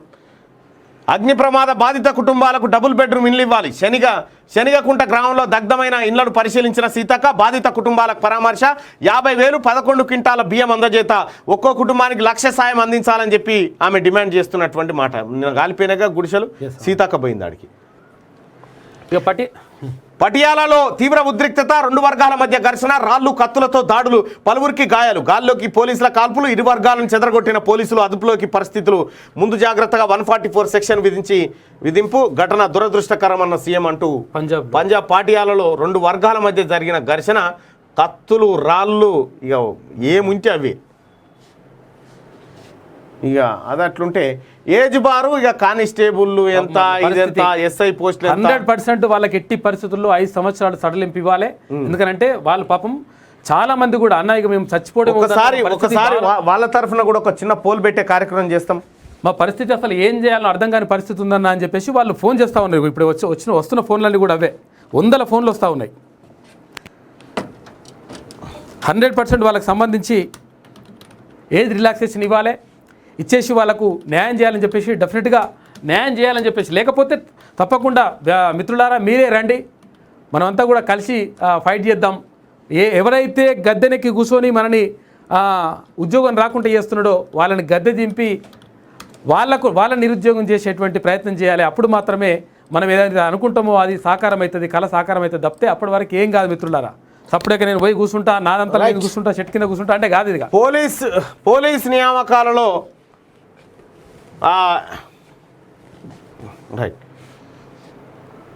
పోలీసు ఉద్యోగ నియామకాలలో ఏజ్ రిలాక్సేషన్ పెంచాలా వద్దా అంటే పెంచాలి అని చెప్పి చాలా డిమాండ్స్ వస్తూ ఉన్నాయి.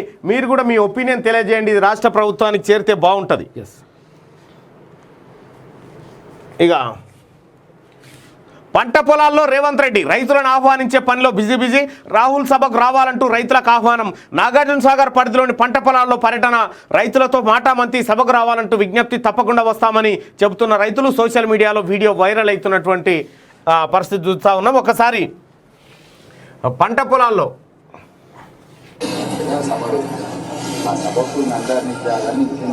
రైతు కుటుంబం ఇంకొక రావాలనేది వస్తాం. ఆడికైనా వస్తాం.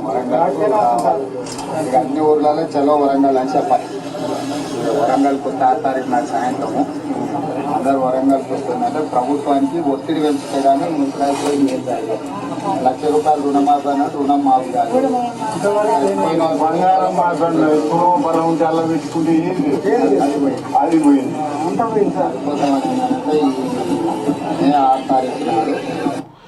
రైతులను రాహుల్ గాంధీ సభకు ఆహ్వానిస్తున్నాడు రేవంత్ రెడ్డి. దానికి సంబంధించినటువంటి వీడియో ఇది చూస్తే ఇక వారంలో ఏపీకి 92.94 కోట్లు చెల్లించండి. తెలుగు అకాడమీ యోజనపై తెలంగాణ ప్రభుత్వానికి సుప్రీంకోర్టులో ఎదురుదెబ్బ. 6% వడ్డీతో ఏపీకి 92.94 కోట్లు ఇవ్వాలని ఆదేశం.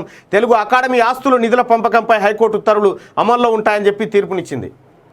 63 కోట్ల రూపాయల స్కామ్ జరుగుతుంది. దాని మీద ఆడుండే చెంచల్ కూడా జైల్లో వీళ్ళ పుస్తకాలు మాత్రం వాళ్ళు క్లియర్ గా చెప్పిరు. ఆ జైల్లో నాకు కలిసి ఏమన్నా మరి చేసిరంటే అవు నిజమే చేసినామంటారు. 63 కోట్లు నేటి మాట అకాల వర్షాలకు అన్నదాత కన్నీళ్లు పెడుతున్నాడు. వడ్లు కొనే ప్రభుత్వాలు పట్టి పట్టనట్టుగా వ్యవహరిస్తున్నాయి. మొన్నటిదాకా వడ్ల కొనుగోలు కోసం అన్ని పార్టీలు దుమ్మెత్తి పోసుకున్నాయి. ఇప్పుడేమో ఎవరి స్వార్థ రాజకీయాల కోసం వాళ్ళు చేతులు దులుపుకుంటున్నారు. నేడు పంట చేతికొచ్చి అమ్ముకునేందుకు అన్నదాత కొనుగోలు కేంద్రాల కాడికి వస్తే కొనే నాదుడు లేక బిక్కుబిక్కుమంటూ దీనంగా చూస్తున్నాడు. అడిగేవాడు లేక అన్నదాత కన్నీళ్లు పెడుతున్నాడు. వరి వేస్తే ఉరే అన్న సారు మాటలను రైతులు బేఖాతారు చేసి పంట పండిస్తే కొనుగోలు కాడ జాప్యాన్ని చూస్తుంటే లేనిపోని అనుమానాలు తలెత్తుతున్నాయి. వద్దన్న పంట వేసినందుకు రైతులపై కక్ష సాధింపు చర్యలేమో అనే సందేహాలు కలుగుతున్నాయి. ఓ ప్రతిపక్ష నాయకులారా, కొద్దిసేపు మీ స్వంత రాజకీయాలను పక్కన పెట్టండి. ఆఖరి గింజ వరకు కొంటామన్న ప్రభుత్వాన్ని ముక్కుపిండి సాధ్యమైనంత తొందరగా వడ్లు కొనిపించండి, అన్నదాతకు అండగా నిలవండి అని చెప్పి పెద్దపల్లి రాజన్న రాసినటువంటి కోర్టు. ఇక పటియాలలో ఉద్రిక్తతకు సంబంధించినటువంటి వార్త. ఇక తెలంగాణలో కరోనా 4th వేవ్ వస్తుంది. అగ్ని ప్రమాద బాధితులకు నిత్యావసరాల పంపిణీ అంటూ ఏది ములుగు జిల్లాకు సంబంధించినటువంటిది నిత్యావసర వస్తువులు భారతీయ జనతా పార్టీ తరఫున శనగకుంట గ్రామంలో పంపిణీ చేసి ఇక ప్రసవ వేదన కంటే టీఆర్ఎస్ పాలనే నరకం అంటూ ఆర్ఎస్ ప్రవీణ్ కుమార్ చేసినటువంటి వ్యాఖ్యలు. హస్తంలో అలజడి. జగ్గారెడ్డి సెట్ అయిండు. జగ్గారెడ్డి సీరియస్గా వర్క్ చేస్తుండు కాంగ్రెస్ కోసం. కోమటిరెడ్డి తయారైండు. అంటే ఉత్తమ్ కుమార్ రెడ్డి అనేటోడు ఏం చేస్తారంటే కోమటిరెడ్డిని రెచ్చగొడతారు. రాత్రి సాయంత్రం పూట దానా కుసుందని అంటారు. వేసుకో అంటే వేసినాక ఎట్టి పరిస్థితుల్లో మనం రేవంత్ గారిని పనిచేయాలని ఇట్లా మాట్లాడుకుంటారు వీళ్ళు. మాట్లాడుకుని ఆయన రెచ్చగొట్టి కోమటిరెడ్డిని రోడ్డు మీదకి వేసి ఉత్తమ్ కుమార్ రెడ్డి మళ్ళీ వెనక ఇదే బ్యాచ్. కేసీఆర్వి ఊసర వెళ్ళి రాజకీయాలు. షర్మిల చేసినటువంటి వ్యాఖ్యలు. ఏపీ కాదు యూపీకి పంపండి, మంత్రి కేటీఆర్కు జీవీఎల్ సవాల్. ఏపీలో పరిస్థితులు దారుణంగా ఉన్నాయన్న కేటీఆర్ వ్యాఖ్యలపై బీజేపీ నేత జీవీఎల్ రియాక్టు. తెలంగాణలో అధ్వాన పాలన సాగుతుందంటూ ధ్వజం. యూపీలో అవినీతిని ప్రభుత్వం బుల్డోజ్ చేస్తోందని వెల్లడి. బీజేపీ కోసం తెలంగాణ ఎదురు చూస్తుందన్న జీవీఎల్. ఏపీ నరకమైపోయిందని చెప్పి కుమారుడికి బెయిల్ కోసం వస్తే మహిళతో మసాజ్ చేయించుకునే ఇన్స్పెక్టర్ అంటారు. ఓ కేసులో జైలుకి వెళ్లిన మహిళ కుమారుడికి బెయిల్ ఇప్పించాలని ఇన్స్పెక్టర్ అడిగిన మహిళ తనకు మసాజ్ చేస్తే బెయిల్ ఇప్పిస్తానన్న పోలీసు. మసాజ్ చేసిన మహిళ వీడియో వైరల్. ఇన్స్పెక్టర్ ను సస్పెండ్ చేసిన ఉన్నతాధికారులు. బీహార్ లో ఘటన. ఇక చూసుకో మసాజ్ చేయమన్నట అట్టనే కోసిపారేంటి. గడ్కరీ సభలో మంత్రి వేములకు చేదు అనుభవం. మంత్రి ప్రసంగిస్తుండగా జై శ్రీరామ్ నినాదాలు. ప్రభుత్వ కార్యక్రమానికి పిలిచి అవమానించారన్న మంత్రి. బీజేపీ కార్యకర్తలు చిల్లరగా వ్యవహరించారని మండిపాటు. మీరేమో నోట్లుగా వ్యవహరిస్తారా? లేవు చిల్లర కామ పిశాచులు. ఏది భద్రాచలం ప్రభుత్వ ఆసుపత్రి. కలెక్టర్ సంతకం చేస్తేనే దళిత బంధు డబ్బులు. లబ్ధిదారుని ఇబ్బందులకు గురి చేస్తున్న Vikarabad SBI deputy manager Vijay Kumar. SC corporation జిల్లా అధికారి సంతకం చేసినా కనకరించని వైనం. భారత రాష్ట్ర సమితి పేరుతో కొత్త నాటకాలు సురు. పచ్చబొద్దాలు మోసాలతో TRS plenary. కేసీఆర్ పై విజయ్ శాంతి ఫైర్ అంటూ ఒక వార్త చూస్తున్నాం. ఇక సినిమాకి సంబంధించినటువంటి పేజ్. తమన్నా కిరాక్ ఫోజులట. స్టైల్ అదిరే. భూమిక బ్యాక్. మళ్ళీ ఫ్యాన్స్ ఖుషి ఏమో సినిమాకి వస్తున్నట్టుంది. మళ్ళీ ఖుషి సినిమాతో అప్పుడు ఉండే ఆఫ్ అయిందా? ఎందుకు అట్లా అవుతుంది? ఛార్జింగ్ లేకనా? ఉందిగా.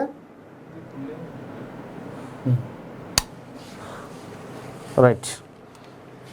ఈ సినిమాకి సంబంధించి టిల్లు బేబేట అంటే టిల్లు బేబీ నిజంగా వాస్తవానికి ఈ సినిమా నేను పోయినాబ్బా. ఏం సినిమా? కేజీఎఫ్ సినిమాకి పోయినా.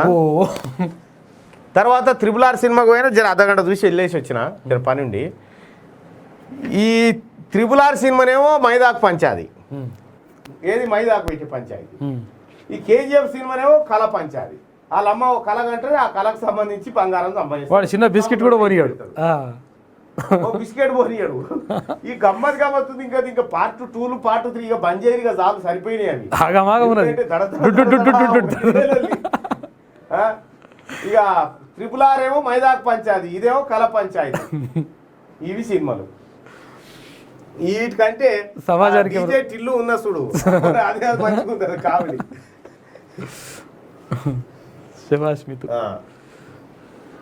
ఇది శనార్థి తెలంగాణలో ఉన్నటువంటి వార్తలు. ఒక్కసారిగా ఆదాబ్ హైదరాబాద్కి వెళ్దాం. ఆదాబ్ హైదరాబాద్ ఆజ్కి బాద్.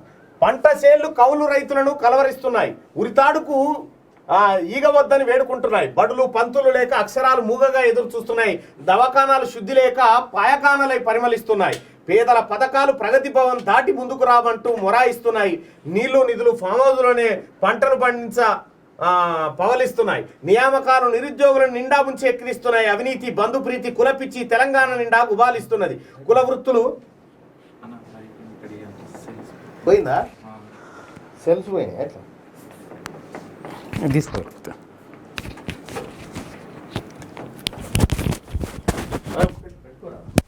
ఇవంతా అవసరం వాళ్ళకు.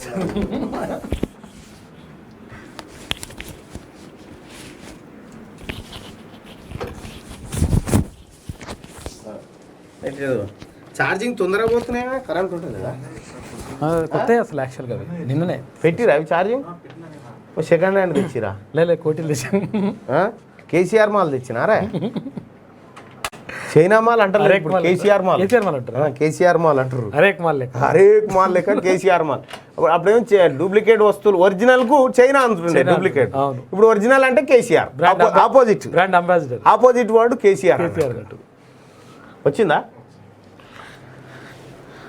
కుల వృత్తులు ఆదరణ లేక కాలగర్భంలో కలిసిపోతున్నాయి. గులాబీ పార్టీకి గులాములైతేనే పదవులు పథకాలు వస్తున్నాయని చెప్పి నారగోని ప్రవీణ్ గౌడ్. నారగోని అంటేనే గౌడు నాకు తెలిసి. సిద్ధగౌని గౌడే.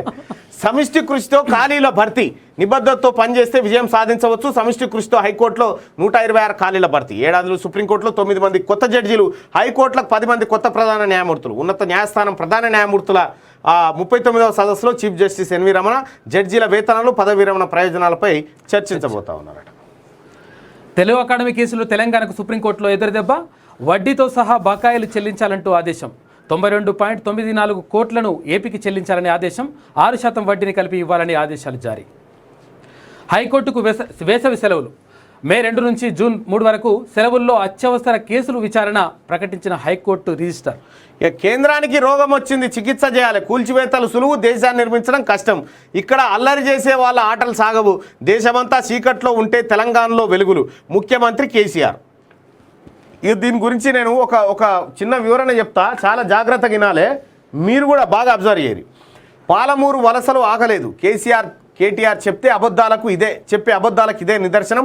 ప్రజలంతా సంతోషంగా ఉంటే ప్రజా సంగ్రామ యాత్ర ఎందుకని కేటీఆర్ అడుగుతున్నారు. ప్రజల రక్తాన్ని తాగుతున్న కేసీఆర్ కుటుంబం తప్ప ప్రజలెవరు సంతోషంగా లేరు. ఎంతోమంది నిరుద్యోగులు ఆత్మహత్యలు చేసుకుంటున్నారు. ప్రజా సంగ్రామ యాత్రలో బీజేపీ రాష్ట్ర అధ్యక్షుడు బండి సంజయ్, బండితో కదం తొక్కిన డీకే ఎమ్మెల్యే రాజాసింగ్. ఇంకా ఇది ట్రైలర్ మాత్రమే. తెలంగాణ ప్రగతిశీల ప్రాంతం, అమెరికా తరహాలో అభివృద్ధికి చర్యలు. తెలంగాణలో 5 గ్రీన్ ఎక్స్ప్రెస్ వేలు, 2 జాతీయ రహదారులను జాతికి అంకితం. జాతీయ రహదారులకు శంకుస్థాపన, ప్రారంభోత్సవంలో కేంద్ర మంత్రి నితిన్ గడ్కరీ. కార్యక్రమంలో పాల్గొన్న టీఆర్ఎస్, కాంగ్రెస్ నాయకులంటూ ఒక వార్తను చూస్తా ఉన్నాం. ఇక అగ్ని ప్రమాద బాధితులకు సీతక్క పరామర్శ. బాధితులకు నిత్యావసర సరుకుల పంపిణీ. ప్రమాదంలో చెల్లా చెదురైన ఆదివాసీ గూడెం, రోడ్డున పడ్డ కుటుంబాలను ప్రభుత్వం ఆదుకోవాలి. ఎమ్మెల్యే సీతక్క. ఇక కుప్పగూలిన 2 అంతస్తుల భవనం, 4 మృతి, శిథిలాల కింద పలువురు ఉన్నారని చెప్పి యాదగిరిగుట్టలో ఘోర దుర్ఘటన జరిగింది. ఇక కామతురాణం, మానవత్వం సిగ్గుతో తలదించుకున్న వేళ వావి వరసలు మరిచిన కామాంధుడు, అభంశుభం తెలియని బాలికను చెరబట్టిన పెదనాన్న, దారుణానికి ఒడిగట్టిన తల్లి లాంటి పెద్దమ్మ. నిజామాబాద్లో వెలుగు చూసిన దారుణం. డబ్బులు తీసుకొని ఏఆర్ కానిస్టేబుల్కు పెద్ద కూతురుని అప్పగించిన పెద్దమ్మనట. ఇంత ఘోరం. రైతన్నా నువ్వు రావాలన్నా. పంట పొలాల్లో ఉన్న రైతులతో రేవంత్ మాట. మంత్రి జానారెడ్డి లేక చిన్నబోయిన శాసనసభ. కాంగ్రెస్ హయాంలోనే ప్రాజెక్టుల నిర్మాణం. నల్గొండ జిల్లా పోరాటాల గడ్డ. సమస్యల పరిష్కారంలో టీఆర్ఎస్ విఫలం. ఇసుక దందా. మంత్రి జగదీశ్వర్తో అప్రతిష్ట. ధాన్యం కొనుగోలులో ప్రణాళిక లేని సర్కార్. సాగర్ సన్నాహక సభలో పీసీసీ చీఫ్ రేవంత్. రాహుల్ సభకు రావాలంటూ రైతులకు ఆహ్వానం పలికిన రేవంత్. ఇక ఆదివాసీ కష్టాలు చూస్తే కడుపు తరుక్కుపోతోంది. 8వ పేజీలు ఉందన్న. 8వ పేజీకి పోవాలి. ఇప్పుడు ఆ కష్టాలు చూడాలంటే మనం అంత కిందికి పోవాలి. ఇక ఈనాడు పత్రిక, అమ్ముడు పోయిన ఈనాడు పత్రికకు పోయే కంటే ముందు మీకు ఒక చిన్న లెక్క చెప్తా ప్రజలారా. ఇది రాజకీయ లెక్క. ఇది జాగ్రత్తగా గమనించండి. ఇగో ఇక్కడ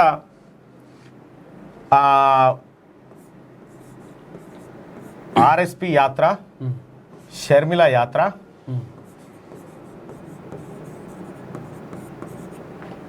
ఆ తర్వాత కేఏ పాల్.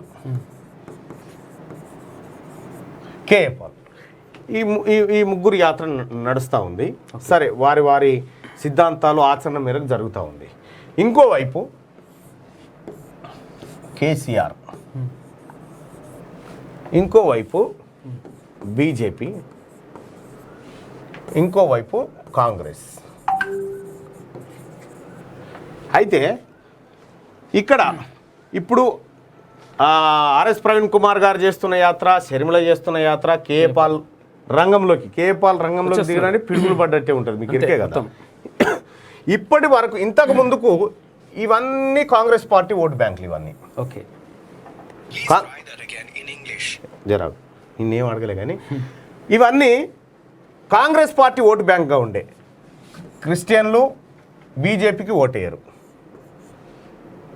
ఆ తర్వాత దళితులు బీజేపీకి ఓటేసే పరిస్థితి ఉండదు, తక్కువ. ఇక ఈ క్రిస్టియన్కి సంబంధించినటువంటి ఇవి మెయిన్గా వీళ్ళకు 2 పార్టీలు అయిపోయినాయి. ఇప్పుడు ఇక్కడ కాంగ్రెస్ పార్టీకి రావాల్సినటువంటి ఓటు బ్యాంక్ ఏమైతా ఉంది, ఇతర పక్షాలకు డివిజన్ అవుతా ఉంది. అంటే తర్వాత రెడ్డిలు కూడా ఇందులో కొంచెం వస్తారు. అయితే ఇవేమైతా ఉంది, ఈ 3ంటికి సంబంధించి యాత్రలో ఎవరికి డ్యామేజ్ అవుతా ఉంది, కాంగ్రెస్ పార్టీకి డ్యామేజ్ అవుతా ఉంది. కేసీఆర్కు ఉండాల్సినటువంటి 35%, బీజేపీకి ఉండాల్సినటువంటి వీళ్ళు చేయడం వల్ల బీజేపీకి అడ్వాంటేజ్, ఎందుకంటే హిందువులను పోలరైజ్ చేయడానికి పనికొస్తుంది. ఇది పాలిటిక్స్ మాత్రమే, దయచేసి గమనించుకోండి, వ్యక్తిగతమైన అభిప్రాయం కాదు. ఈ పాలిటిక్స్ ఇట్లా ఉన్నాయి. బీజేపీకి దీనివల్ల ఇది కొంత గెయిన్ అయ్యే పరిస్థితి ఉంటుంది. ఇది ఉన్న కాడికి ఇట్లే ఉన్నా కూడా కాంగ్రెస్ పార్టీ కనుక ఇది 40% రావద్దంటే ఏం చేయాలంటే ఈయన కొన్ని డివిజన్ చేసుకోకపోతే కాంగ్రెస్ డౌన్ అవుతుంది. అప్పుడు లెక్క 30 బీజేపీ, కాంగ్రెస్ 30, కేసీఆర్ 35. ఈ 35 వచ్చినోడు విన్ అన్నట్టు. ఇది జరగబోతున్న లెక్క, గుర్తుపెట్టుకోండి. గాలి ఎవరు వచ్చాగా ప్రవీణ్ పిలు రమన్. సో ఇది ఆదాబ్ హైదరాబాద్లో ఉన్నటువంటిది. ప్రజలారా పాలిటిక్స్ని కొంచెం కీన్గా అబ్జర్వ్ చేయాలి. నిన్న కేఏపాల్ ఒక మాట చెప్పిండు, మీరు అబ్జర్వ్ చేసిరో లేదో. కేఏపాల్ ఒక మాట ఏం చెప్పిండు, తెలంగాణ రాష్ట్రంలో 70% సీట్లు మాకు రాబోతా ఉన్నాయి. మీ సర్వేల ప్రకారం టీఆర్ఎస్ పార్టీకి 20-25 సీట్లు రాబోతా ఉన్నాయి, కాంగ్రెస్కి 7 సీట్లు రాబోతా ఉన్నాయి. అంటే ఇక్కడ కేఏపాల్ కామెడీ అనేది ఓకే, కానీ కేఏపాల్ ఏం చెప్తా ఉన్నాడు, కాంగ్రెస్ కంటే టీఆర్ఎస్ మెరుగ్గా ఉందని చెప్పే ప్రయత్నం చేస్తుండ అన్నట్టు. రైట్, రండి బ్రదర్. ఏంటిది అది? ఫార్మసిస్టులది. ఇగో ఫార్మసిస్టుల పంచాయతీ. Telangana pharmacist joint action committee ఫార్మసిస్టుల యుద్ధబేరి సోమవారం 2 తారీఖు 5వ నెల 2002 ఉదయం 10 గంటలకు స్థలం ఇందిరా పార్క్ దగ్గర మెడికల్లో జరుగుతున్న అక్రమాలను, మోసాలను ప్రజలకు తెలియజేసేలా ఫార్మసిస్టులు ఐక్యతగా కథలు రావాలని జేఏసీ పిలుపు. పేద ప్రజలకు ప్రభుత్వ ఆసుపత్రిలో అన్ని రకాల మందులు లభించాలి. ప్రతి పిహెచ్సి సెంటర్లో, ప్రభుత్వ ఆసుపత్రిలో ఖచ్చితంగా ఫార్మసిస్టులు మాత్రమే మందులు ఇవ్వాలి. ప్రతి జిల్లాలోని ఫార్మసీ విద్యార్థులారా, ఫార్మసిస్టు పట్టభద్రులారా కథలు రండి. ఫార్మసిస్టులకు జరుగుతున్న అన్యాయం మీద ప్రశ్నించి మన హక్కులను మనం కాపాడుకుందాం. ప్రతి ఒక్క మందుల షాపులో ఫార్మసిస్టుకి నెలకు వేతనం 25,000తో మొదలవ్వాలి. 1948 యాక్ట్ రూల్ని కాపాడుదాం. పేద ప్రజలకు తక్కువ ధరలకే మందులు అందించుదామని చెప్పి చింతా రమేష్ వర్కింగ్ ప్రెసిడెంటు, చెన్నోజు రాజు రాష్ట్ర ఉపాధ్యక్షులు, మాడెం ప్రభాకరు వ్యవస్థాపక అధ్యక్షులు. సో ఫార్మసిస్టులు చలో ఇందిరా పార్క్ అని పిలుపునిస్తూ ఉన్నారు. వాళ్ళకు సంబంధించినటువంటి హక్కుల సాధన కోసం ప్రయత్నం చేస్తూ ఉన్నారు. మీకు హక్కులు సాధించబడాలని కోరుకుంటూ మీ ధర్నా, మీ నిరసన విజయవంతం కావాలని కోరుకుంటూ, ప్రజలకు తక్కువ ధరకు మందులు దొరుకుతాయంటే మేము కూడా మద్దతు ఇస్తాం. తక్కువ ధరకు దొరకాలి. స్త్రీలు కానీ ఇతర పేదవాళ్ళు కానీ ఏదైతే యాంటీబయాటిక్స్ కానీ ఏదైనా కానీ ఎక్కడ కూడా లభించడం లేదు. అదే ప్రభుత్వం నుంచి వచ్చినటువంటి మందులు ఎక్కడికి పోతున్నాయి, ఆ బడ్జెట్ ఎక్కడికి పోతుంది, ఆ మందులు. ఇంకా గమ్మతి ముచ్చట ఏంటంటే ఇది ఇప్పటిదాకా నాకు అర్థం కాదు. కేంద్ర ప్రభుత్వం తెలంగాణ రాష్ట్రంలో అర్హులైన ప్రతి ఒక్కరు దాదాపు 3 కోట్ల డోసుల వ్యాక్సిన్ పంపించారు. ఈయన డోసే మెసేజ్, ఈయన వ్యాక్సిన్ ఎటు పోయినట్టు, ఇట్లా కోట్లాది డోసులు మాయమైపోయినాయి. ఎటు పోయినాయో అర్థం కాదు. 1000 కోట్ల రూపాయల దందా జరిగింది. అది మొత్తం వ్యాపారస్తుల చేతుల్లో ఉన్నాయి. డ్రగ్ ఇన్స్పెక్టర్ల సపోర్ట్ 100% ఉన్నాయి. 31 జిల్లా ఎంక్వైరీ చేసినా, ప్రతి ఏడీలకు కలిసిన ఒక్కొక్క ఏడీ గెలిస్తే ఏమంటారంటే 30 సంవత్సరాల నుంచి ఇదే జరుగుతుంది కదా అంటే, వ్యాపారస్తులు ఏమంటారంటే డ్రగ్ ఇన్స్పెక్టర్ లంచాలు ఇస్తున్నాం, మీరేంది ఇట్లా ఎంక్వైరీ చేస్తా అంటే ఖచ్చితంగా గ్రౌండ్ వర్క్ చేస్తాం. ఫార్మసిస్టులకు న్యాయం జరగనప్పుడు పేద ప్రజలకు గవర్నమెంట్ నుంచే రాని మెడిసిన్స్ మీ ప్రైవేట్ షాపులు ఉంటేంది పోతేంది మొత్తం క్లోజ్ చేయండి. నార్కోటిక్ డ్రగ్స్ మత్తు మందుకు యువత బానిస అవ్వడానికి కారణం వ్యాపారస్తులు 100%. అది ప్రభుత్వ నిర్లక్ష్యమే. కరెక్ట్ డ్రగ్ ఇన్స్పెక్టర్ ఇన్స్పెక్షన్ చేసి షాపులు క్లోజ్ చేస్తే నైట్రోవేట్ కానీ నార్కోటిక్ డ్రగ్స్ ఏది కూడా లభించదు. యువత మత్తు మందు దానికి బానిస కాదు. రైట్, మీరు కొంచెం వెయిట్ చేయండి, ఎందుకంటే ఈ సబ్జెక్ట్ మా ప్రజలకు చెప్పాలి కాబట్టి. మా అన్యాయం చాలా జరుగుతుంది. 4 years గ్రాడ్యుయేషన్ చేసి ప్రైవేట్ మెడికల్ షాప్ వాళ్ళు బి ఫార్మసీ వాళ్ళందరికీ అన్యాయం జరుగుతుంది. అయితే వాళ్ళు ఏం చేస్తారు, సర్టిఫికేట్లు తీసుకుంటారు, వాళ్ళు ట్యూటోర్లో ఇచ్చేస్తారు. అంటే ఏడాదికి 10,000 15,000 ఇస్తారు. ఆయన మెడికల్ షాప్ పెట్టుకొని ఆయన ఉంటాడు అలా. ఇక్కడ అసోసియేషన్లు ఏర్పాటు ఏం చేస్తున్నారు అంటే ఖచ్చితంగా మేము డ్రగ్ ఇన్స్పెక్టర్లకు ఇస్తున్నాం, మత్తులు పోతున్నాయి, సర్కులర్ రిలీజ్ చేయించిన ప్రీతి మీనా మేడం దగ్గర డైరెక్టర్ కాడ ఖచ్చితంగా చేస్తా అన్న సర్కులర్ రిలీజ్ చేపిస్తే ప్రతి ఏడీ దగ్గర ఇన్స్పెక్షన్ చేస్తే అంటున్నారు కదా. తప్పకుండా ఇన్స్పెక్షన్ ఒక నల్గొండ, మహబూబ్ నగర్, రంగారెడ్డిలో మాత్రం కొంచెం జరుగుతుంది. కానీ మారుమూల ప్రాంతమైనటువంటి ములుగు జిల్లా కానీ జయశంకర్, భూపాల్పల్లి, కరీంనగర్లా, ఆదిలాబాద్లో విచ్చల విడిగా ఉన్నాయి. అసోసియేషన్లు ఏమంటున్నారంటే డైరెక్ట్ 30 ఇప్పుడు అందులో లైసెన్స్ ఉన్న వ్యక్తి మాత్రమే ఆడ అమ్మకాల్లో ఉండాలి.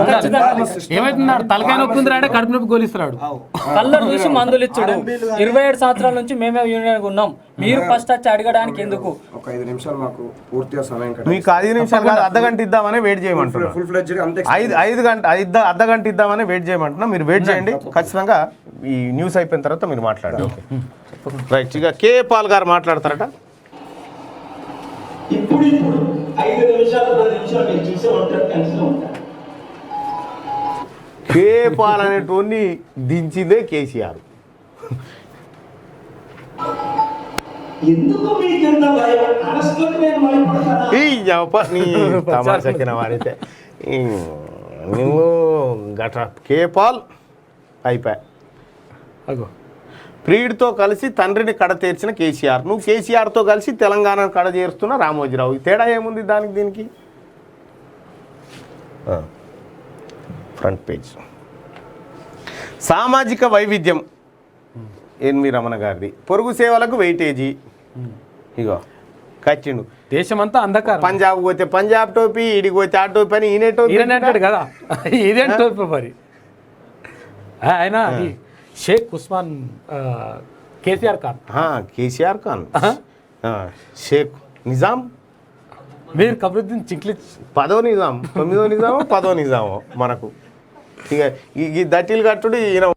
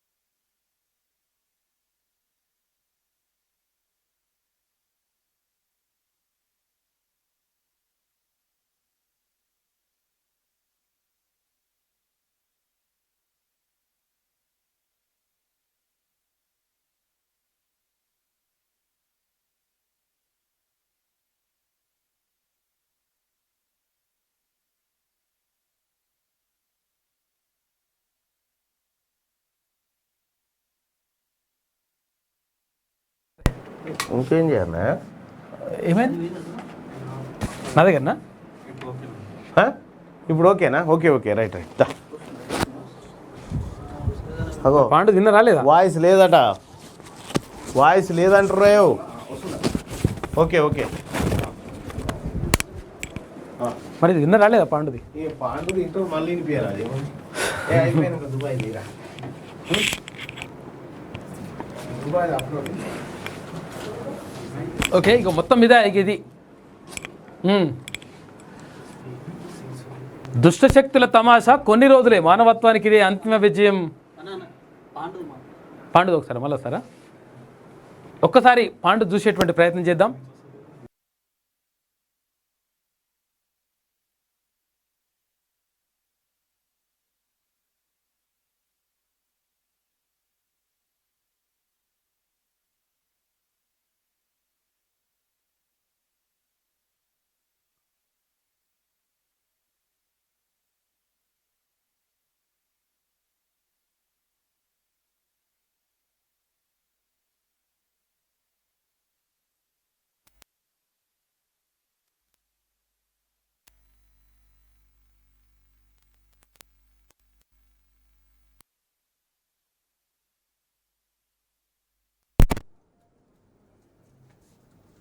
మెల్లె మెల్లె చూడు, సౌండ్ చూడు ఒకసారి.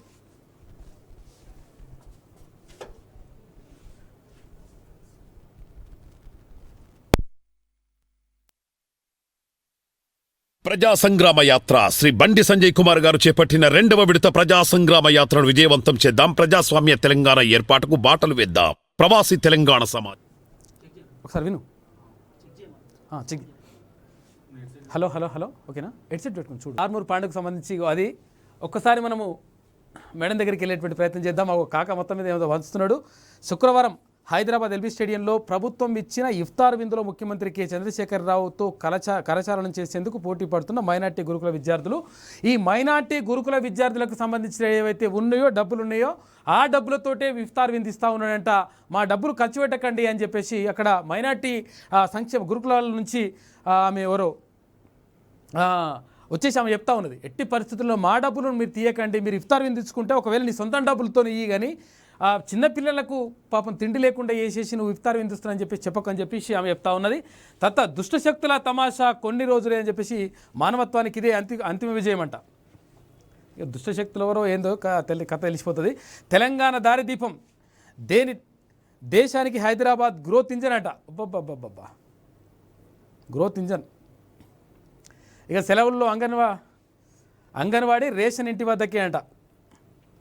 ఒక్క మాడ్యూల్తో 11 పరిష్కారాలు, పోర్టల్ లేదా మీ సేవ కేంద్రాల్లో దరఖాస్తు, ధరణి కొత్త ఆప్షన్తో మరిన్ని ప్రయోజనాలు. అన్ని దరిద్రం అంతా. ఇక కొత్త ఆప్షన్ లేదు, మన్ను లేదు, మసడం లేదు. ఇగో మనం నిన్న మాట్లాడినాం కదా, మాట్లాడిన దానికి ఏదో ఏదో చేసిరు కదా. ఇగో గ్రూప్ 1 రిజర్వేషన్లపై అబద్ధపు ప్రచారం అని చెప్పి చెప్తా ఉన్నారు. అబద్ధపు ప్రచారం అయితే నిజమైంది ఏం చేసినావు నువ్వు అసలు? యాక్చువల్గా తొందరగా నిర్ణయాలు తీసుకొని ఏదైతే రోస్టర్ సిస్టమ్ ఉంటుందో, రోస్టర్ సిస్టమ్ ఎప్పుడు వచ్చింది? 2003 సంవత్సరంలో రోస్టర్ పద్ధతి అమల్లోకి వచ్చింది.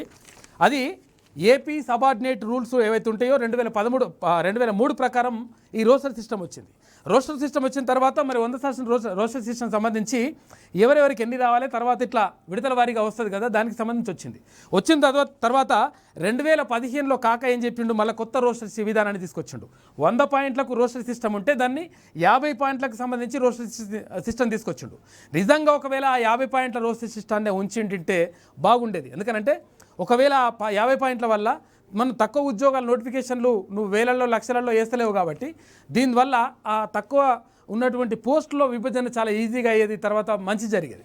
ఆ 50 పాయింట్ల రోస్టర్ విధానాన్ని మళ్ళీ రద్దు చేసి, నువ్వు ఇచ్చినటువంటి రోస్టర్ సిస్టాన్ని మళ్ళీ రద్దు చేసేసి మళ్ళీ 2016లో మళ్ళీ కొత్త రోస్టర్ సిస్టాన్ని మళ్ళీ తీసుకొచ్చిండు.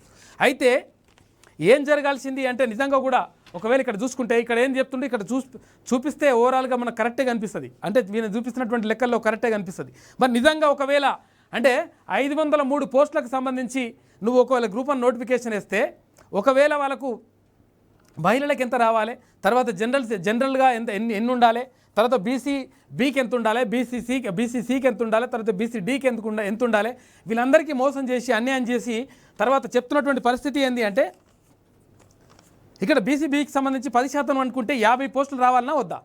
మరి 50 పోస్టులు వచ్చినాయా? ఈ రోస్టర్ సిస్టమ్ అని అంటే చెప్తున్నాడు.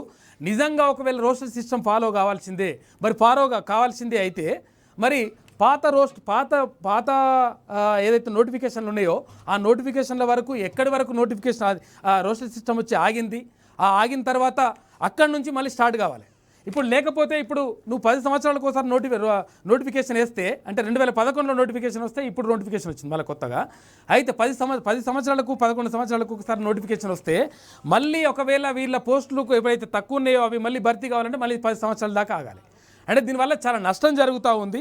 ఇది ఎట్టి పరిస్థితుల్లో కరెక్ట్ కాదు. తర్వాత బీసీబీకి సంబంధించి 10% రిజర్వేషన్ ఉన్నది కదా. ఈ 10% రిజర్వేషన్ ఉంటే ఈ 503 పోస్టుల్లో ఎంతమంది రావాలి? 50 పోస్టులు రావాలన్నా వద్దా? మరి 50 పోస్టులు రావాలన్నా అంటే ఇక్కడ వచ్చింది ఎంత బీసీబీకి సంబంధించి అంటే 31 పోస్టులు మాత్రమే వచ్చినాయి. మరి ఇది తప్పు కదా? చూపిస్తావా మరి లేకపోతే దీనికి సంబంధించి చూపిస్తావా? ఈ రోస్టర్ విధానంలో తీసుకోవాల్సింది ఏంటి అంటే హడావిడిగా చేసిరు వీళ్ళు. ధనాదన్ నోటిఫికేషన్ వేయాలి, తర్వాత దాన్ని తీసుకొచ్చేసి కొత్తది నోటిఫికేషన్ కాబట్టి మేము కొత్తగా వేస్తామని చెప్తా ఉన్నారు. కానీ ఇది తప్పు. ఎందుకంటే పాత రోస్టర్ సిస్టమ్ ఎక్కడికైతే ఆగిపోయిందో, రోస్టర్ విధానంలో ఎక్కడైతే ఆ పోస్ట్ ఆగిపోయిందో అక్కడి నుంచి తీసుకుంటే ఈ కొన్ని సామాజిక వర్గాలకు వాళ్ళకు న్యాయం జరిగేటువంటి అవకాశం ఉండే. కానీ అట్లా జరగకుండా మొత్తం కొత్తగా హడావిడిగా తీసుకొచ్చేసి చేయడం వల్ల వీళ్ళకు నష్టం జరిగింది. నష్టం జరిగిన మాట వాస్తవం. దీనిపైన కోర్టు కూడా వెళ్తూ ఉన్నారు, కొంతమంది మిత్రులు చెప్తా ఉన్నారు. ఇది పరిస్థితి. నువ్వు చేసినటువంటి నేను ఏదో కథ మంచిగా చేసిన తర్వాత అబద్ధ ప్రచారం చేస్తున్నానని చెప్పేసి మళ్ళీ ఒక కథ రాసుకొచ్చిండు మనం నిన్న చెప్పిన దానికి. ఇక తక్కువ ధరతో ఎందుకింత తొందర? ఇక దీనికి ఇంకో విషయం చెప్పాలి ఇక్కడ. ఇక నిజంగా కూడా అబద్ధ ప్రచారం అంటా ఉన్నావు కదా, ఇప్పటి వరకు కూడా కేసు నడుస్తూ ఉంది. దీనికి సంబంధించి కూడా సమాధానం చెప్పాలి కదా. గురుకుల డిగ్రీ కాలేజీలకు సంబంధించి గురుకుల ఉమెన్స్ డిగ్రీ కాలేజీలకు సంబంధించి 546 పోస్టులు మంజూరైతే దీనికి సంబంధించి ఆ నోటిఫికేషన్లో ఒక్క బీసీకి కూడా ఇక్కడ కనీసం దానిమంటారు ఈ రిజర్వేషన్ ఇవ్వనటువంటి పరిస్థితి. దీంతో బీసీ మహిళా క్యాండిడేట్కి సంబంధించి ఒక ఆమె సుజాత అని చెప్పేసి పొలిటికల్ సైన్స్ క్లియర్గా చూసుకో, ఎవరైతే ఇది వేసిరో చూసుకుని ఒకసారి దాన్ని పరిశీలించుకోరు. ఇప్పటికి కూడా ఇంకా కేసు పెండింగ్లోనే ఉంది. 6 నెలల పాటు ఆ గురుకుల డిగ్రీ కాలేజ్ లెక్చరర్లు ఏవైతే ఉంటాయో ఆ పోస్టులకు సంబంధించి 6 నెలల పాటు ఆ రిజల్ట్ ఆగినటువంటి పరిస్థితి. హైకోర్టు చెప్పింది అరే ఏంది అట్లా అవుతుందని చెప్పేసి. దీని గురించి నేను అప్పుడు బీసీ కమిషన్ చైర్మన్ ఉన్నటువంటి ఎవరైతే బిఎస్ రాములు ఉన్నాడో ఆయనతో మాట్లాడి ఏంది సార్ కనీసం ఇట్లా పట్టించుకుంటలే నువ్వు ఏం చేస్తున్నావు అని చెప్పేసి అడిగితే అరే అట్లా నాకు కూడా తెలియదు భయ్, దీని గురించి మాట్లాడాలి, దీని గురించి చేయాలని చెప్పేసి ఆయన అన్నాడు. మరి ఇప్పుడు వకలాభరణం కృష్ణమూర్తి గారు ఉన్నారు, ఎవరున్నారు, ఆయన చూడాలి కదా దీని గురించి. అంటే మనం బీసీ కమిషన్ చైర్మన్ అయి కూర్చుంటాం, లేకపోతే బీసీ కమిషన్ కోసం ఏదో చేస్తున్నామని చెప్పేసి చెప్పడం కాదు, పదవులు కాదు కావాల్సింది. ఎవరైతే ఏ వర్గాల గురించి నువ్వైతే ఆ పోస్టును పొందినవో ఆ వర్గాల కోసం ఫైట్ చేయాల్సిన అవసరం ఉందా లేదా? ఇప్పుడు 50 పోస్టులు రావాల్సి ఉంటే 31 పోస్టులు వస్తే నష్టమా లాభమా? తర్వాత బీసీడీకి సంబంధించి ఎన్ని పోస్టులు రావాలి? బీసీబీకి సంబంధించి ఎన్ని పోస్టులు రావాలి? బీసీసీకి సంబంధించి ఎన్ని పోస్టులు రావాలి? బీసీడీకి సంబంధించి 7% అంటే 35 పోస్టులు రావాలి. కానీ 21 పోస్టులు మాత్రమే వచ్చినాయి ఇక్కడ గ్రూప్ 1లో. అంటే గ్రూప్ 1 ఆఫీసర్ అంటే ఇప్పుడు రాష్ట్రంలో అత్యంత అంటే ఒక సివిల్ సర్వెంట్గా మనం ఫీల్ అవుతూ ఉంటాం. అటువంటి పోస్టులకు సంబంధించి ఇష్టం వచ్చినట్టుగా చేస్తూ ఉన్నారు. అంటే నిజంగా కూడా తర్వాత ఇక్కడ ఉన్నటువంటి అధికారులు అక్కడికి పంపించేసి తర్వాత ఇదంతా కూడా కొత్తగా చేసిండే, కథ అంతా కూడా కొత్తగా నడిపిస్తూ ఉన్నాడు. అంటే ఇప్పుడు ఇంతకుముందు ఆంధ్రప్రదేశ్ ఉమ్మడి రాష్ట్రంలో ఉన్నప్పుడు ఉమ్మడి ఆంధ్రప్రదేశ్ ఉన్నప్పుడు ఏం జరుగుతుండే? అప్పుడు గ్రూప్ 1 పోస్టులు మొత్తం స్టేట్ వైడ్ పోస్టులు అని చెప్పేసి ఉండే. ఇప్పుడు ఏం చేసినావు నువ్వు? 7 జోన్లు తర్వాత 2 మల్టీ జోన్లు అని చెప్పేసి ఈ 2 మల్టీ జోన్ల పంచాయతీ మళ్ళీ కొత్తగా తీసుకొచ్చి పెట్టినావు. మరి పెట్టినప్పుడు నిజంగా ఎక్కడైతే ఈ రోస్టర్ విధానంలో పోస్టులు ఆగిపోయినాయో 100% సంబంధించి రోస్టర్ విధానంలో ఆగిపోయినాయో అక్కడి నుంచి మళ్ళీ స్టార్ట్ చేయాల్సిందే. తర్వాత ఎక్కడైతే ఆగిపోయిందో అక్కడి నుంచి స్టార్ట్ చేస్తే ఆ వర్గాలకు న్యాయం జరిగేటువంటి అవకాశం ఉంటుంది.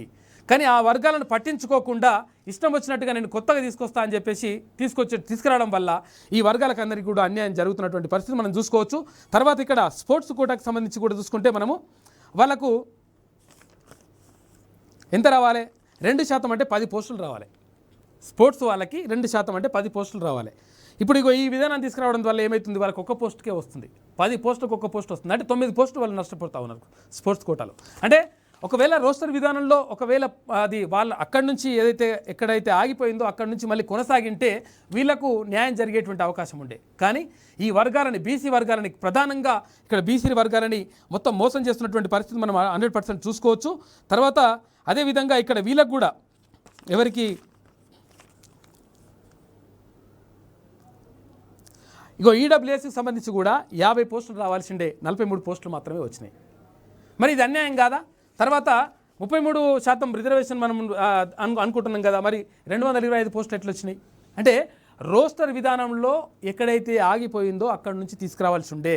తర్వాత ఇక్కడ ఈ గురుకుల డిగ్రీ కాలేజీలకు సంబంధించి కూడా ఇప్పటికి కూడా పొలిటికల్ సైన్స్ ఆమె పొలిటికల్ సైన్స్ హైకోర్టుకి వెళ్ళింది, కోర్టుకి వెళ్ళేసి ఇట్లా బీసీలకు కనీసం రిజర్వేషన్ లేకుండా ఇష్టం వచ్చినట్టుగా డిగ్రీ కాలేజ్ లెక్చరర్లు ఫిల్ చేసిరు అని చెప్పేసి ఆమె కోర్టుకి వెళ్తే 6 నెలల పాటు రిజల్ట్ ఆపారు.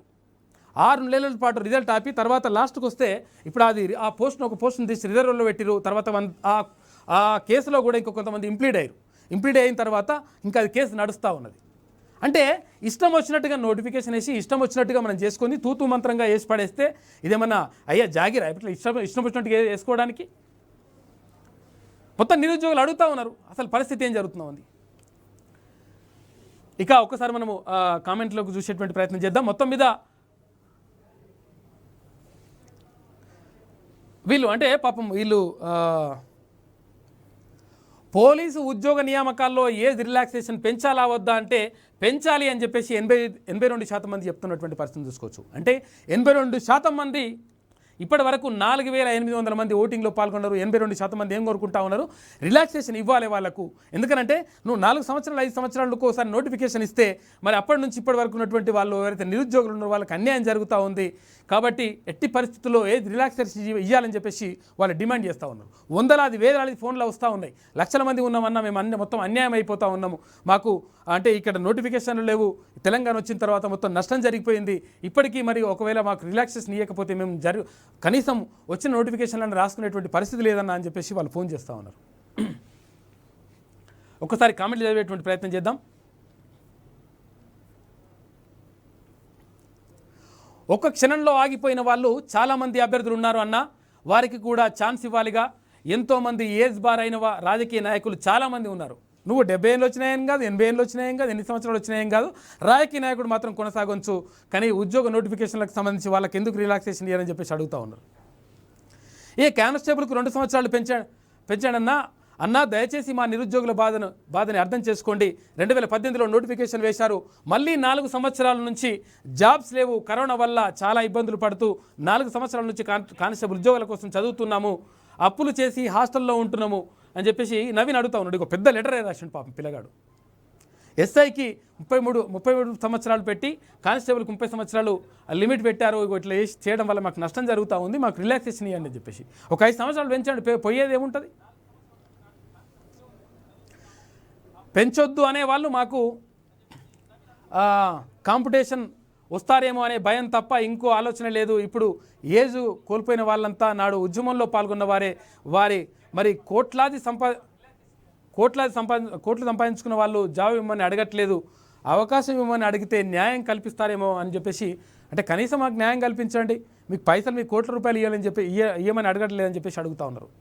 ఇక రాహుల్ గాంధీ, బండి సంజయ్ గారికి మంచి అవకాశం. యువతకు కావాల్సింది ఇలాంటి వాటి మీద పోరాడే వాళ్ళు, ఏబీవీపీ, ఎన్ఎస్యుఐ లాంటి ఇప్పుడే అవసరమని చెప్పేసి. అంటే ఈ విద్యార్థి సంఘాలు కూడా ఇప్పుడే అవసరం ఉంటాయి. ఇప్పుడు రాజకీయ నాయకుల యొక్క అంటే వాళ్ళకు సంబంధించి పోరాడాల్సిన అవసరం ఉంది, వాళ్ళకి సంబంధించి మాట్లాడాల్సిన అవసరం ఉందని చెప్పేసి వాళ్ళు ఇందిరా పార్క్ దగ్గర ధర్నా కూడా పెడుతున్నారంట.